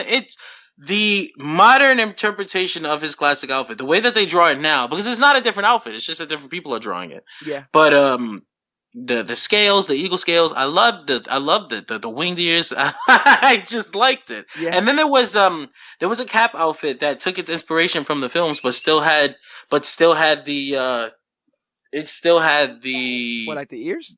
the inspiration. It was still inspired by his classic outfit. It wasn't completely armored up, but he had Yeah. like a helmet. It was for Jonathan Hickman's And run he on still had Avengers. the scales, no? He still had the scales, but it was a Yeah, yeah. helmet that he I had remember on. this. Hmm. Yes, that was one of my favorite suits, and I'm sure that some are gonna come to me as we move on Nah, from the I got subject. this. I got this. We got. What about? Um, I really liked the gray and black X Force attire that they gave. They Oh gave the X Force man, after a while. Like that all of was them. legit cool. Like it kept everybody on the same team. Everyone just looked cool. Even a guy like Wade Wilson, Deadpool, and then Deadpool got a pretty cool outfit as well. Like considering that he's played more often than not as a comedy character. That outfit's pretty cool. Like the design of where the pouches go and all that kind of stuff. The little bit of excess cloth on his mask that goes on the top. Uh, I think that's cool. We gotta talk about Spider Man, bro. Spider Spider Man for sure. Man. Oh well, we talking about Spider Man. His superior Spider Man outfit. That's a good outfit, man. How that black takes over so much. I really, really dig that Superior Spider-Man outfit. And then if you've been across the multiverse, all of it. The mouse outfit Oh my is god! If great. we're gonna talk about like Spider Man's outfits That's what I'm across the saying. multiverse, like Captain Universe Spider Man, Oh I yeah, that love that look. legit. Iron Spiders looks good. I even like how is it Mayday Parker? His daughter from the alternate universe. Yeah. Yeah, her outfit's pretty legit as Spider Woman. You got the Ben Riley outfit where you could just rock a hoodie. He was rocking the hoodie thing before anybody I else was like really doing that. the Future Foundation outfit that he had too after Johnny Storm died. Yeah. No, It I was can dig this that. that white suit, but it can turn into whatever suit you wanted it to. Because Reed designed it that way. Right. What about your boy Daredevil? Did you ever dig Daredevil. did you ever dig the yellow Daredevil. and red? No, I No, was not a fan. not a I fan. was not a fan of the original, but there was a period during Shadowland uh, where Hell's Kitchen got blown up. 108 people died. Bullseye did it, and he decided to give into his darkness, and he took over the hand. And he had this black outfit, and it was oh, a with the red. sick, yes, this sick black and red outfit. Where obviously he was a bad guy at that point, but still, Nah, I loved that outfit. I really no, I dug that outfit too. I really, really like that I like I did like Doctor Doom. I like Doctor Doom's outfit off the jump, like classic, just cool, man, just freaking cool. Even with those big old gold discs that hold his cape. But I really, really liked the I think it was called the infamous Iron Man armor. So it was Doctor Doom's version of the Iron Man armor. Yes, Oh, yes. that That was was that actually was really cool looking, really legit so looking. sleek. What's your favorite Superman outfit? Rebirth. Rebirth, Um, the yes, combination. yeah, because it was like they got rid of the stupid collar. Uh huh. That like it's a new 52 look is like one of my I hate it. I hate Is it. it the collar? It's the collar, it's the armor look. I'm not a fan. I'm not a fan of armored hero looks. Like Yeah. I know, like in some cases, it makes more sense than others. Like for somebody like Superman, why the hell does Superman need an armor? Like what? Oh He's yeah, it doesn't make Superman. any sense. That doesn't make any sense. But that's not why. I just don't like the way they look. Something about it. I don't know. Yeah. I don't know. Maybe it's just because I came up in an era where everybody had regular costumes. But I do like all that the red. I do like that red sun look though. I think that one has a high collar as well, but I think it just suits the motif that they're trying to make with that character. yeah, definitely. That definitely matches Red Sun more than it does the new 52 Superman, who was actually a bit of a douche anyway. Pur- But yeah, Superman's rebirth outfit. That was I loved it. Batman's rebirth outfit too, with the with the gold purple around the and the insignia, purple but the inside the cape. purple inside the cape. Oh That my was the god, most boss thing I think I've ever seen Batman wear. I'm like, he legit has a different color inside his cape. Okay. how could you get rid of that? I don't Yeah. know. Yeah, I it don't know, seemed man. fancy as hell. Um, yeah, I dig all the Flash stuff. Um, I was recently watching the CW Flash. I don't like that he took that chin strap off, bro. It looks so They're stupid. just so much exposed chin and neck for no reason that it's just like, nah. You need a there's reasons why these things have these parts to them. I'm actually impressed by what they were able to do with Falcon Oh, in the stuff in the films, film. Yeah. And I do like what they his design for when he was Captain America.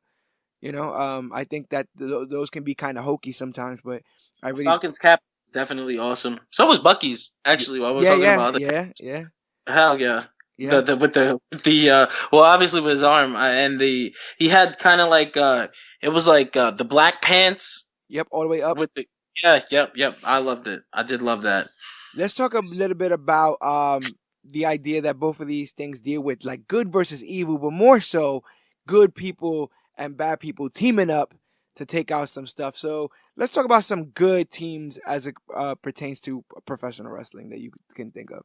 So I'll go ahead and I'll start with one of my favorites, The Shield, because I'm a Roman Reigns fan. So direct the hate mail to. I did.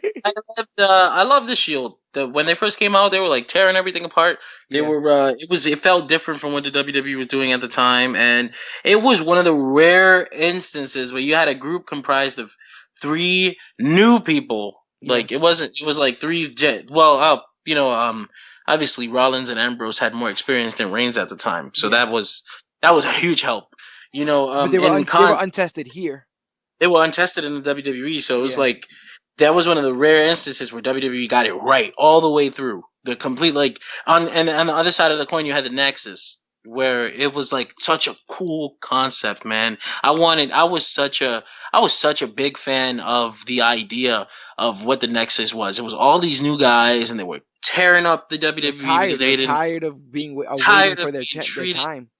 stupid, but it was a group full of green guys who just didn't get it yet, and then they didn't have the full. They also really didn't have the full like. They got screwed a little bit in regards to the way the story was told, especially after like they had a real good run from June to August, Yeah. and then they got completely buried, Yep. At and then from then SummerSlam. on, and then it was a joke after that, and it's like, God, I really wanted to be a fan of this, but they dropped the ball. It was the ball was dropped all the way through. So the Shield to me was like redemption, Yes. you No. know? Definitely. Yeah. Especially with Yes, the NXT guys. Same thing. NXT guys. especially exactly. How you feel about your boys, the Elite? Do you think they fall on the good side of things nowadays? I think that they're gonna go down as one of the most successful groups in of all time Yeah. because you know mostly. You know, you get factions in wrestling. They do the wrestling thing, and it's in wrestling. But it's in wrestling. Like they'll sell merch. Some factions sell more merch than others. Like the NWO sold the most merch ever. They were influential on the business and all aspects of it. Yeah. But then you had, the Elite, the Bullet Club, where it felt like self-made. There wasn't like a machine Yeah. Pumping feeding these it, things out. pumping these things out. It was like these guys had ideas. These ideas were successful. More ideas, more successful ideas. Then they make a deal with a hot topic on their own. Like you've got no WWE machine behind you, but you're making WWE style moves. Yep. And you're making WWE style money to the Yep. point where you were actually able to like start your own promotion, and it's not like a laughing stock. Like, look at these guys, what are they doing? It's like this is legit, and it feels like legit because of how successful they've been. It's like this is the next logical step for you. Like that was the next logical step. Like that's the only thing you can do now. And if this ends up being as successful as I think it is, then there's hard to argue Yeah. that No. like Definitely. if Just on the chances they took alone. Um. I remember when I think of good teams, I think of the Mega Powers, bro. I think of that oh, for long sure. handshake. And They the don't want to. story They don't want a and, handshake, but they do want a handshake. But they're scared and of the what happens when story they that they handshake. told for sure, like the story that was told with the Mega Powers is like people still old time like even me, like I wasn't around for that, But looking back on it, I got to watch it in I got to watch it retroactively, like most things. Like, cause like being a big wrestling nerd, like I started watching in '98, but my knowledge goes back before that, right? Like Yeah. most people. So like even me looking back on it, having watched it not when it happened, which usually takes away some of the impact. You know, like some things are better when you watched it as it happened than if you go back and you're like, man, what did people see in this? Well, you weren't there when it happened, so you couldn't understand. But Right. a story like the Mega Powers is still like It keeps that. on I got giving. so I'm giving. I gotta give it to WWE because at that time they weren't telling those type of stories. They were like there were no compelling stories back then. They were just like really simple, good versus evil, good always wins things. But this was like so you got people who still think Macho Man was right. Like why was Right, Hogan? right, right. Why was he looking at this man's wife like that? You know, like Is that that's the not right. is that the wrestling equivalent to the world's finest? Yeah, absolutely, Yeah. absolutely, absolutely. Hogan and Savage, Yeah. Superman, Batman, Yeah. absolutely. With fans on each side and people saying, well, this guy is way better. But let's talking about some of those evil organizations because we got the Legion of Doom or the Sinister Six and stuff. But what about the The Four Horseman, Horsemen? the Horseman, Yeah, absolutely. baby. What about the Four Horsemen? Absolutely, they're so evil that people love them Yeah. because they were so successfully evil. Just Yep. absolutely killing, just killing the baby face. You know, like Yeah, like you said earlier, the NWO, which then brings talk of DX. You know, yes, yes. Well, was DX were bad guys too, right? yeah, But they were so cool, which ended up pissing Bret Hart off. How yep, come these all the time. Then they had to make him heel to fight the new baby faces in town. Yeah. for Um, sure where would you say the Bullet Club fit in this, in the good or evil sense of the bad word? guys? Just like Are they the still NWO. bad guys? I feel like there was No, a point in time well, where it's the elite had made them babyface yeah. Well, it was like what they were bad guys in Japan because they were doing all this crazy Western shit. and yeah, they were American. Yeah.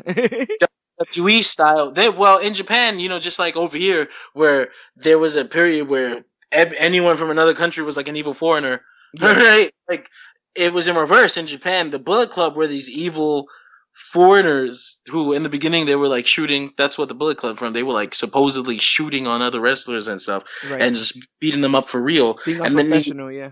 being unprofessional, which really pisses off the very respectful Japanese crowd. And as it got more and more, as it got bigger and bigger, they got cooler and cooler. Like they just kept doing cooler and cooler things. And of course, it eventually spawned, you know, what would become the elite. Yep. Yep. And then that, like I said, all of these things just feed into each other. These are legacy things that just happen and that take place. And things change over these long mediums. Like sometimes the heroes become villains. And when I think of heroes becoming villains, I think of that Hogan, joining the NWO, that Hogan and joining the NWO. And It, I initially wanted to compare it to Hydra Cap, but I got a better comparison for Hydra Cap. I think Hogan joining the NWO is more of like an Injustice Superman kind of deal. Like if you didn't like this guy already, he just pushed it to where like he just kept it going in that direction. Even though he's about truth, justice, and the American way or whatever, he's going to look after his own personal interests in this matter. I think when you talk about Cap's defection into Hydra, the only comparison that you can make would have to be Sergeant Slaughter joining the Iran. Was Iran? yeah, Iran #1. And where he got his boots bought by Saddam Hussein or whatever. Saddam Hussein had bought him some new boots or whatever. So that was so wildly successful that there were like threats of like terrorist attacks Yep. and like I mean, WWE had to move their WrestleMania didn't and your boy get death threats for Secret Empire? yeah, well, but comic fans are like shit, you know, like What I'm they're saying? like stupid. You know But what I'm people saying? get death threats about the stupidest things. Like God, Tom King got death threats for the Yeah. Batman wedding thing. You know, it's like people are stupid. You know, what like one of my favorite heel turns is when my boy Hal Jordan goes crazy in Emerald Twilight and kills all the Green Lanterns and becomes Parallax and stuff, and just wows out, just complete control, untethered and out of control. And you felt for him. He had been through so much. He lost his hometown. yes, yep, You know, like It was like that allowed the parallax to burrow into his mind. This was retroactively done. I think at the Oh time yeah, it was when his name. they That was just his name. His name was yeah, Parallax. it was just his name, and he had just gone crazy. But then Jeff Johns kind of had a better idea. I think, anyway, in my mind, it was a better No, idea. I do like the emotional spectrum and what he was able to do with that there. But with that craziness, that random craziness of this hero that was once beloved, I think of my man right now, the planet's champion, Daniel Bryan, who's out there going crazy, legit. This all started from him saying he would just go and be oxygenate his brain in a deprivation tank and just sit there and think and think and think. And now the man's gone crazy. He's trying to save the planet with a burlap sack for a championship belt. And it just goes to show you how sometimes some of the most entertaining good guys, when they turn that switch, when they become evil, when you get the Hydra Caps and the Injustice Supermans, it's almost as entertaining, sometimes even more. It's easier to. I don't want to say easier, but a lot of people who have been in those shoes where they're like, it's easier to be more entertaining when you can flip that switch and you don't have to play within the borders of being a good guy. That makes actually a lot of sense. No, you're right. It actually makes a lot of sense. I think I think of the heist. What is it? The heist. Man, What's that? the greatest heist in Superior WrestleMania history. What is that? a What they call it? heist? Yeah, that's what they call it. When Seth sells out. Um, Oh, the you you bought in. yes, No. Seth buys in and then he cashes in.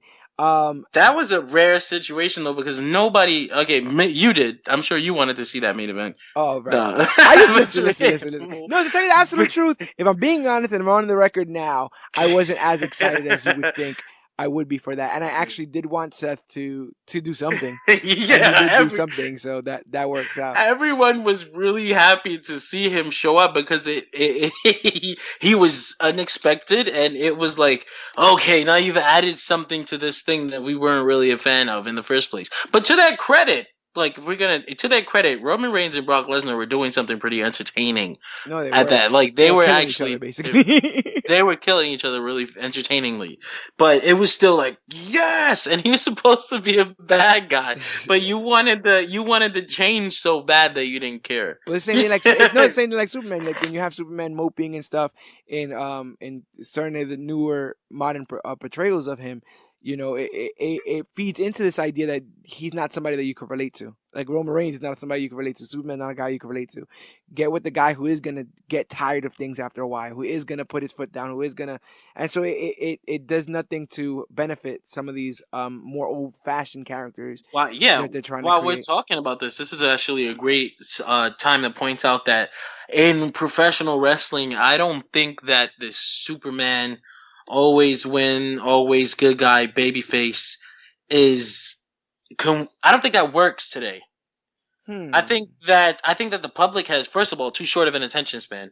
You wouldn't be able to do the Hogan style 4 year long title reigns where the guy can he just continues beating every single challenger that comes, because people are like, they get tired real fast. And Yeah. if you're going to do that, then the crowd is going to turn, and you should turn too. You should.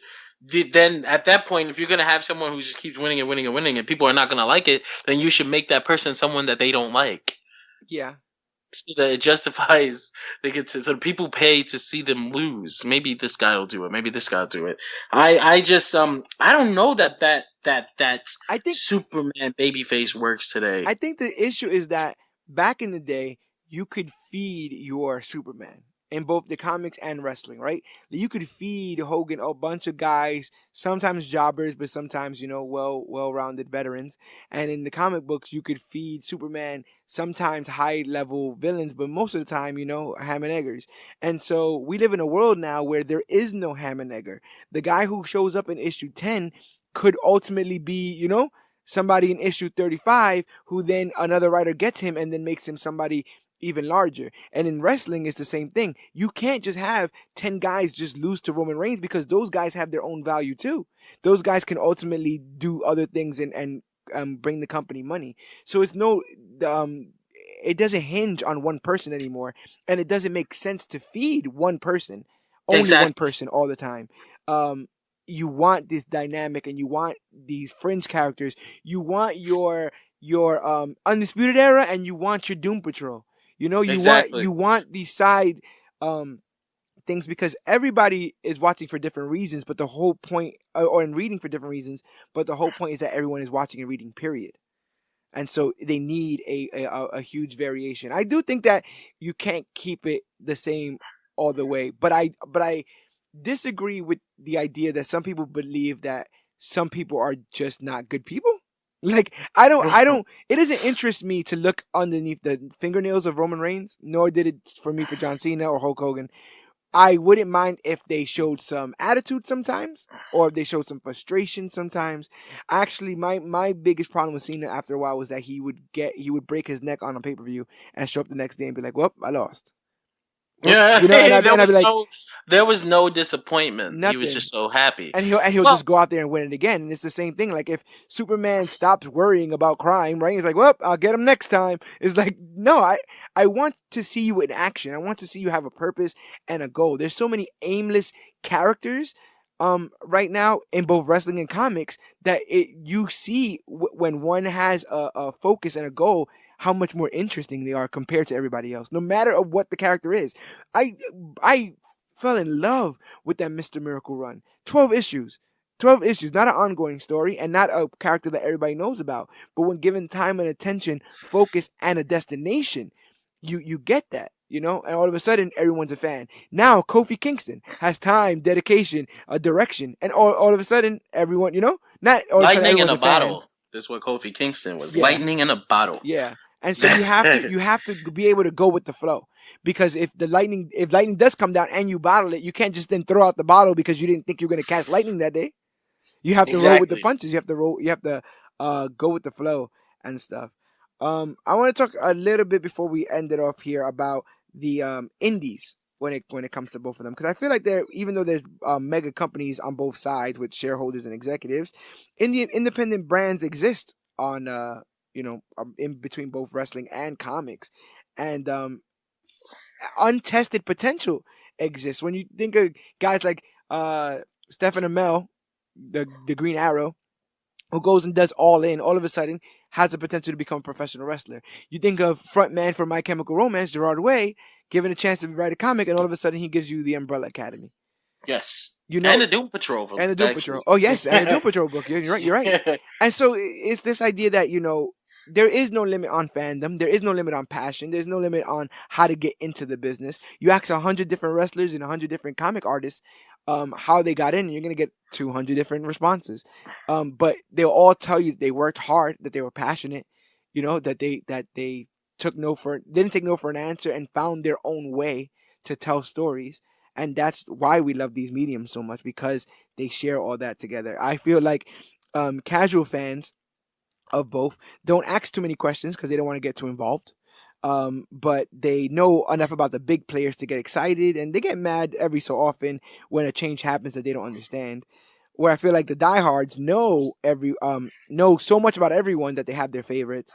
They get mad when they um, don't get things they want right away, and they ask too many questions sometimes. Us diehards, because we want to know every aspect. Wait. So that happened when? And who got signed? But when is their contract up? No. But when is that last pay per view they're gonna be at? You understand? Like, we love it, so we want to know about it. We wanna get into the nitty grittiness of this never ending medium with video games and books and all that stuff. I love the fact that these things exist, that this medium exists.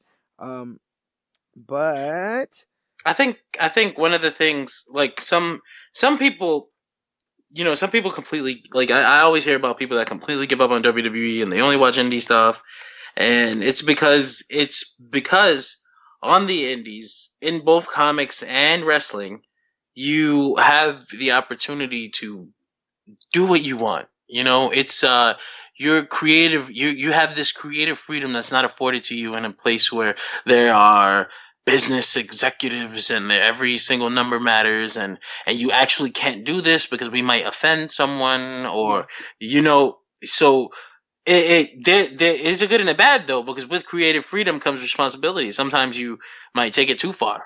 No, that's true. and so it's like I understand the appeal behind indie wrestling and indie comics. It's very they're very similar in that a lot of people prefer them because of the creative freedom that these creators and these performers have. Yeah, So I, there's a I purity. There's a purity to it there in that but then sense. there's also sometimes where people are like, man, this guy got signed by Marvel, it's not going to be the same, or this guy got signed by WWE, it's not going to be the same because now you have Yeah. to play within Yep. their Exactly. You get the you, same you have things, to, bro. It's crazy. yeah. It's So crazy. It's crazy how similar these things are. Let's talk about some wrestlers who borrowed from some comic books. We got Alexa Bliss, who she definitely raised some eyebrows with her Harley Quinn cosplay. I'm glad it didn't stick though. she definitely did. She had the Iron Man one too that she wore at a Takeover. She had the Freddy Yes, Cougar, but that's not really a I like comic. that. But still, that was I really liked. I actually really liked the Infinity Gauntlet bracelet that she was Yes, I wearing. liked I thought that Seth's was really. Infinity Gauntlet. Oh, the Kickback. boot that was really cool. The Thanos outfit. Yeah, Seth the always has some cool stuff though. He Infinity had that Gauntlet Deadpool Kickback. outfit too. Like you said again, Rey Mysterio, known for using wrestling, comic book wrestling attire. He was, to my knowledge, the Flash, Daredevil, Silver Surfer, Joker. I feel like I'm missing some, but those I remember. Oh, Captain America when he fought Cody Rhodes. Um, he was definitely a lot. Black Panther he did once as well. Who Mysterio? He did the Flash. He did Yeah, Joker. He did Black Panther. He did like a Daredevil, Wolverine. Captain America. Oh yeah, he did do His Wolverine. Yeah, Wolverine was sick. wasn't that at the Wolverine, I Rumble? really liked it. No, that was at All In. Oh, okay. Yes, it was. It was at All In. Um, Kofi Kingston used to rock a lot of comic book attire. I don't know if you noticed back in his Kofi days. Kingston is like a comic book character in himself. Yeah, He's all over the place, jumping around the crazy Rumble eliminations. I know that's how they treated him too. That's how they booked him there was as a like bunch a of comic book times. character. There's a bunch of times where he would have like a Riddler color scheme or a Batman color scheme, or even Superman, and the lettering on his tights would be to reflect that, to reflect the hero that he was trying to cosplay. More recently, Ricochet in that Miles Morales gear had Dog me hype. Cedric Alexander had the Miles Morales gear too. Actually, Oh yes, he did, and he also had some Black Panther gear as well. yes, Cedric. he did. He definitely did. Let's see what he wears this year. Actually, oh no, he's not on the card. Aww. No. Um, I know a lot of people wrote in talking about this. Tiger Mask was originally a popular Japanese manga character. Yes, yes, he Um, was. and so New Japan decides, screw it. We're gonna capitalize on this and have Satoru Sayama play the character as an actual wrestler, and it was successful. It's been passed on the mantle to different. There's been different Tiger Masks. Still around even today. I think we're at Tiger Mask 5 now. Uh, four to my knowledge, but you could be right 4. with five. Yeah. It could be five. Um, Gregory Helms wrestles as the Hurricane, superhero gimmick with elements of the Green Lantern, and that's actually where that started. They pointed at his Green Lantern tattoo and said, "Why don't you just do something like that?" Like I think it was a promo. They were like, "Come on, just be one of the be like those heroes that you care so much about in comic books and stuff." So I thought that was pretty cool. Cody credits his undashing gimmick as an homage to vintage Marvel villain Doctor Doom. Yeah, that's actually that. Oh man, I actually never got that correlation until you mentioned it right now. Yep. The scarred face, and all of a sudden, the world is not worth it, and I'm going to save you all from yourselves. So that works there. But let's talk about probably the biggest. I think the biggest taking from comic books in professional wrestling has to go from the man called Sting. Sting goes and changes his colorful, flamboyant look into a dark and brooding look after being falsely accused of betrayal in the NWO storyline. As a result, he adapts that whole black and white and starts brooding in the rafters, mimicking the comic The Crow, written by James O'Barr. After and when and it's Scott Hall that suggested to him, but I think it was more about the movie. But the movie is based on the a comic, so Yeah, he took it from the comic, it and counts. you think that would be it. And in a better world, that would have been it for things that Sting took. But later in his career, during his time with TNA, Sting would go on to make changes to his character that resembled the iconic comic villain, the Joker, as played by Heath Ledger in The Dark Knight. Have you ever Yeah. seen this Joker, Sting? Yeah, for sure. There was some of that stuff that was great, and then Yes, others were like a little hokey. a lot of it. Remember when he just drew on his face for like a half an hour? There was uh, there was a there was a He was time where eating pills. He brought vitamins to the ring and shoved them in Hulk Hogan's mouth. there was a time where he was supposed to keep Eric Bischoff from interfering in a match, but then he had to leave, and he put a bird Yes, on I on the probably thing, probably a and crow. and Bischoff sold the bird, and he's like, Yep, ah, he had a you he know, had like like he had it like on top of like a locker or something. He was like, "Yep, this he thing is gonna make sold the sure that you bird. don't. This thing is gonna make sure that you don't go nowhere." That bird was a pretty well trained bird, by the way. Um, yeah, so I think Sting took the most, but a lot of these wrestlers are finding themselves inside comic book stuff. So let's talk about some cameos and crossovers. Probably the most high profile at the moment is my man Dave Bautista as Drax in Guardians of the Galaxy, who in this year will probably be the only man to have a Marvel movie come out and be at WrestleMania. Yeah, for sure. I So think that I is think the only man ever that I can think of who's been at WrestleMania the same year he was in a Marvel movie. so you got that. You got Triple H as Blade. Well, never Triple H in Blade Trinity. Don't Yes, don't the Pomeranian, the vampire you Pomeranian. set the world on fire, Triple H You know, plate. he started it all, bro. He started the whole thing. Sheamus as Rocksteady, comic book character, bro. I Those are forgot comic that books. happened. Yeah, yeah, yeah. I forgot that happened. Kevin Nash and the Punisher. Yes. Yeah, Good. yeah, Play a yeah. little water to your face. Yep. The rumored forever waiting for The Rock as Black Adam. That's actually confirmed. He's got an executive producer credit on Shazam. Oh snap!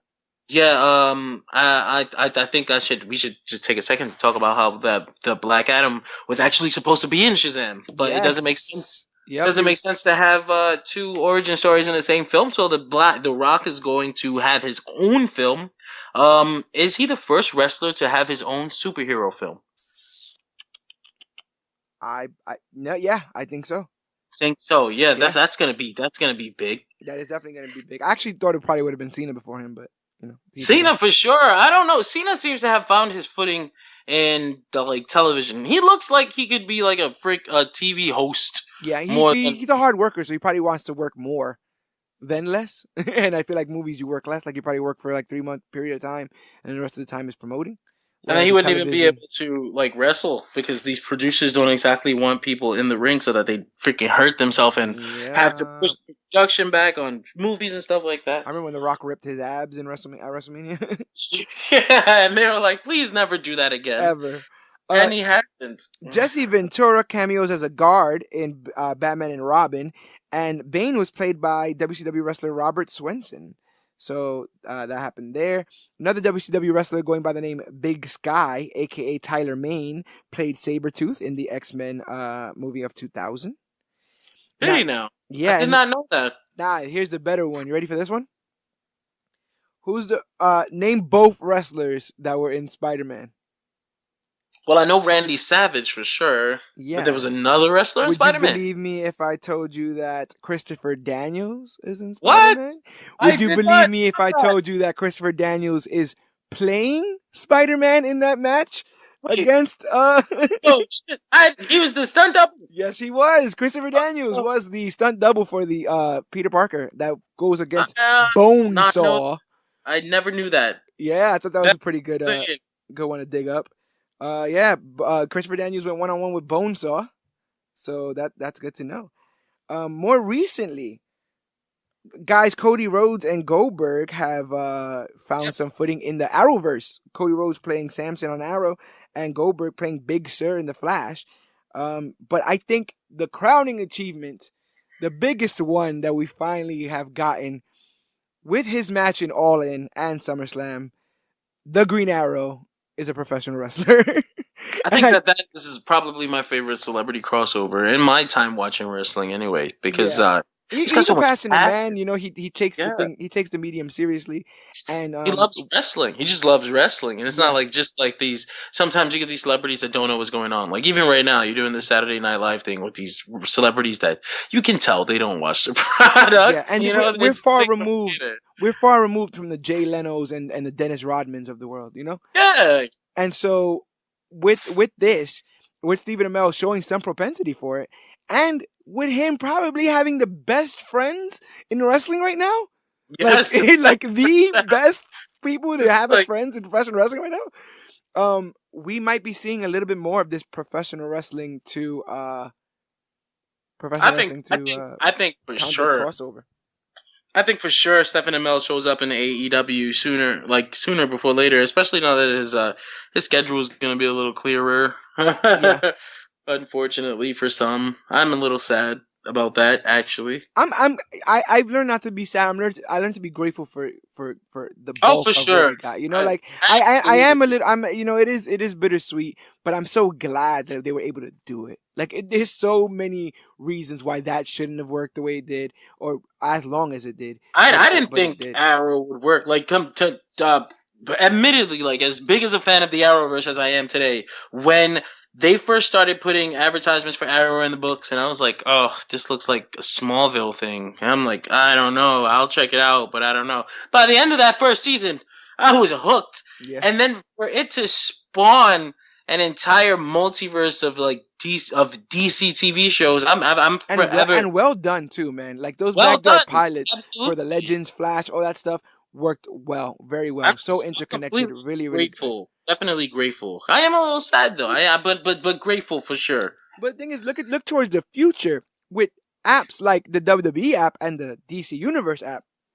We actually get to see new talent cultivated in NXT and shows like Doom Patrol and Titans, Swamp Thing, and Harley Quinn. The future is here, and with those apps there, and things like is it NJPW World? Yes. um, Honor Club, Loot Crate, all these different Yes. avenues Just for us to dive our fandoms in. So many pies for us to stick our fingers in. there's We definitely more than enough stuff to occupy us. Too much Yes, almost sometimes. yes, definitely. But um, not to bury the lead, you will be in town for WrestleMania this year. Absolutely. I cannot wait. I'm gonna be in town for WrestleMania. I'm actually catching the biggest non WWE show in possibly ever. You know, the Madison Square Garden, who has never run a non WWE wrestling show, sold out for New Japan and Ring of Honor. Yeah. G1 Supercard. I'll be in town for that. I'll be in town for NXT Takeover. Arguably a better card than the 7 hour long WrestleMania. Yeah. I'm gonna have to sit through. I'll be at the NXT and the G1. Mania I'm opting out, but I can see Mania is definitely, it's like Comic-Con. Like, It's the go, you biggest have show to there, go go. even if it sucks, because like I was at WrestleMania 29, and Yeah, WrestleMania 29 not the kind of greatest. not the greatest, but you have a great time just being there, There's the nothing like it. environment, There's nothing like being nothing, living in the nothing like fandom, breathing with the fandom. There's nothing like like it. 70,000 people surrounding you, all passionate about the same thing that you're passionate about. It's a special feeling that you can't get anywhere else. What's even more special is the ability to herd these people, or keep the peace between these people. And I say all that to say that you are one of the heads of a very large and kind of sort of prestigious wrestling group on Facebook. Would you like to go ahead and plug that at the moment, in case some of our comic fans are listening to this and they're like, I like the way the cut of this guy Yogi's jib. What other wrestling conversations does he have? What other questions could I ask him? What other Japanese wrestlers do I need to start paying attention to? I think you can point them in the right direction. For sure. So I run one of the largest wrestling groups on Facebook. It's called We Love Pro Wrestling. We're currently sitting at 77,000 members. We have daily discussions that are. It's like very intelligent discussions. We try to, as someone who runs the group, I try to keep all the nonsense out. I know sometimes you'll look in a WWE social media comment section and be like, "Yuck! I want Yeah, absolutely right. nothing to do with this. Looks like uncivilized." Well, we try to keep it intelligent and everything. So it's do you want to go on Facebook? You just search up "We Love Pro Wrestling" the group, join, and you'll I promise you this, you'll find at least one conversation a day that you will be interested in taking part of. Yeah, and I'll go ahead and I'll link that in the show notes, so you can go ahead and look at the description for this episode, and you'll be able to find a link to that there. Um, I forgot to mention a couple more things. Sergeant Slaughter was in GI Joe. I knew that definitely. Hell, he had an action figure, right? Yes. Jerry the King Lawler is a humongous Superman fan. A huge comic book fan too. Huge He loves to draw. he's drawn for, I believe, Headlocked, wasn't it? Yes, yes. Are they still? They're still putting out wrestling comic books. I know. I know that Pentagon Junior and Phoenix have a comic out right now. I know WWE's got comics being put out by Boom Studios. Yeah, and those are pretty good. Like, considering that you think you would reach all the exposure that you needed the show, and watching it in this kind of medium, a slower, kind of thing where people are taking their time in each panel. It's a different experience, but it's definitely like if you like wrestling and like comic books, it's definitely something you should try. Um, I think the biggest thing that I forgot is that, did you know that in 1984, similarities between Hulk Hogan's character and that of the Incredible Hulk led to a quick claim deal between Titan Sports, Marvel Comics, and Hulk Hogan, wherein Marvel obtained the trademarks Hulk Hogan, Hulkster, and Hulkamania for 20 years, and Titan agreed to no longer refer to him as Incredible or simply Hulk, or even dress him in purple or green. Marvel then subsequently received 0.9% of reportable gross merchandise revenue associated with Hogan, $100 for each of his matches, and 10% of Titan's portion of his other earnings under this name. There was another wrestler actually who had to pay Marvel for the rights to their name. It was Gangrel. Oh yes, because he had a Yeah, vampire gimmick. he had a. It was A Gangrel is a group of vampires or something Yeah, or other. it's something like that. I'm actually looking it up now to be absolutely certain as to what it is because I only ever knew the base of it. You know, Yeah. like the base information regarding Gangrel and Yeah, I know Marvel. he definitely got it from a comic book. Um, CM Punk used to say it's clobbering time. That's straight out of the thing. And Punk also wrote some comics for Marvel. A Um, little bit. They kind of suck. yeah, Not gonna lie. Raven was a huge comic book fan. He used to wear Yes. Sandman shirts, which I thought was pretty cool. Same thing with RVD, and RVD owns a store called Five Star Comics. So that's Does he own also, a comic shop? yeah, in Cali. I did not know that. In Cali I says Ghost Rider is his figured favorite character. he owned like a weed shop or something. Maybe get one or the other. You get a little bit of both. Best of both worlds, right? In 2005, Hogan ended up purchasing rights to the Hulk Hogan name, but in 1988's Marvel Comics Presents number 45, there was a wrestler who was tossed through an arena roof by the Incredible Hulk because he picked the wrong name. So, he who laughs the loudest, I guess. And that's it there. But what an extensive look at comic books and professional wrestling. I'm so glad we did this episode. Like, it's like my work friends and my regular friends hanging out. I'm so happy that everybody got along between the comic books and wrestling are concerned. Was there any other connections you wanted to reach into before we round this out? Actually, I feel like we've exhausted it. We can't. I just feel like it's one of those things or something. But you know what? That just leaves us for another Wrestling with Comics episode. Absolutely. If there's an opportunity, I am there. And listen, you can find all of these episodes of the very exclusive and prestigious Major Issues podcast wherever podcasts are found. That's Stitcher, Podbean, Podcast Addict, at the Apple Podcast app. On any iDevice, it's already pre-installed into your device, but the easiest way to find us is just to go to Google and search Major Issues Podcast, and we're the first ones to pop right up. Once you're there, try to subscribe, like, and share, and comment, but mostly give us a rating or a review. It's the quickest way for us to know how to improve as podcasters. We like what we're doing, but we want to give you guys the best show we possibly can. So do us a favor and please rate and review us. Don't forget to shop Comic Book Clique. We do our own exclusive apparel, and all of that is also in the show notes. Right there alongside the link to We Love Pro Wrestling, which you guys should definitely join and visit. And if you want to get directly to us, you can email us at comicbookclick@gmail.com. But besides that, go to facebook.com/comicbookclick, Instagram at comicbookclick, or use the hashtag comicbookclick to talk about the newest, hottest, latest, and greatest things to come to comic books and comic book media. Or you can reach us at Major Issue CBC, where we are constantly putting up news, memes, and just kind of BSing halfway through some on some of these days. But yeah, I guess it goes without saying. My name is George Serrano, aka the Don. It's Jonathan here, aka Yogi. And whether or not you were bitten by a radioactive spider, whether or not everyone thought you joined the NWO so you had to hang out in some rafters, whether For life. for life, whether your parents were shot in an alley or your parents were the McMahon family, so now you are the $1 billion princess, whether you were hit with gamma radiations or just an errant kick. Sorry, Bret Hart. Remember that we are the Clique, and you, yes, you, are worthy.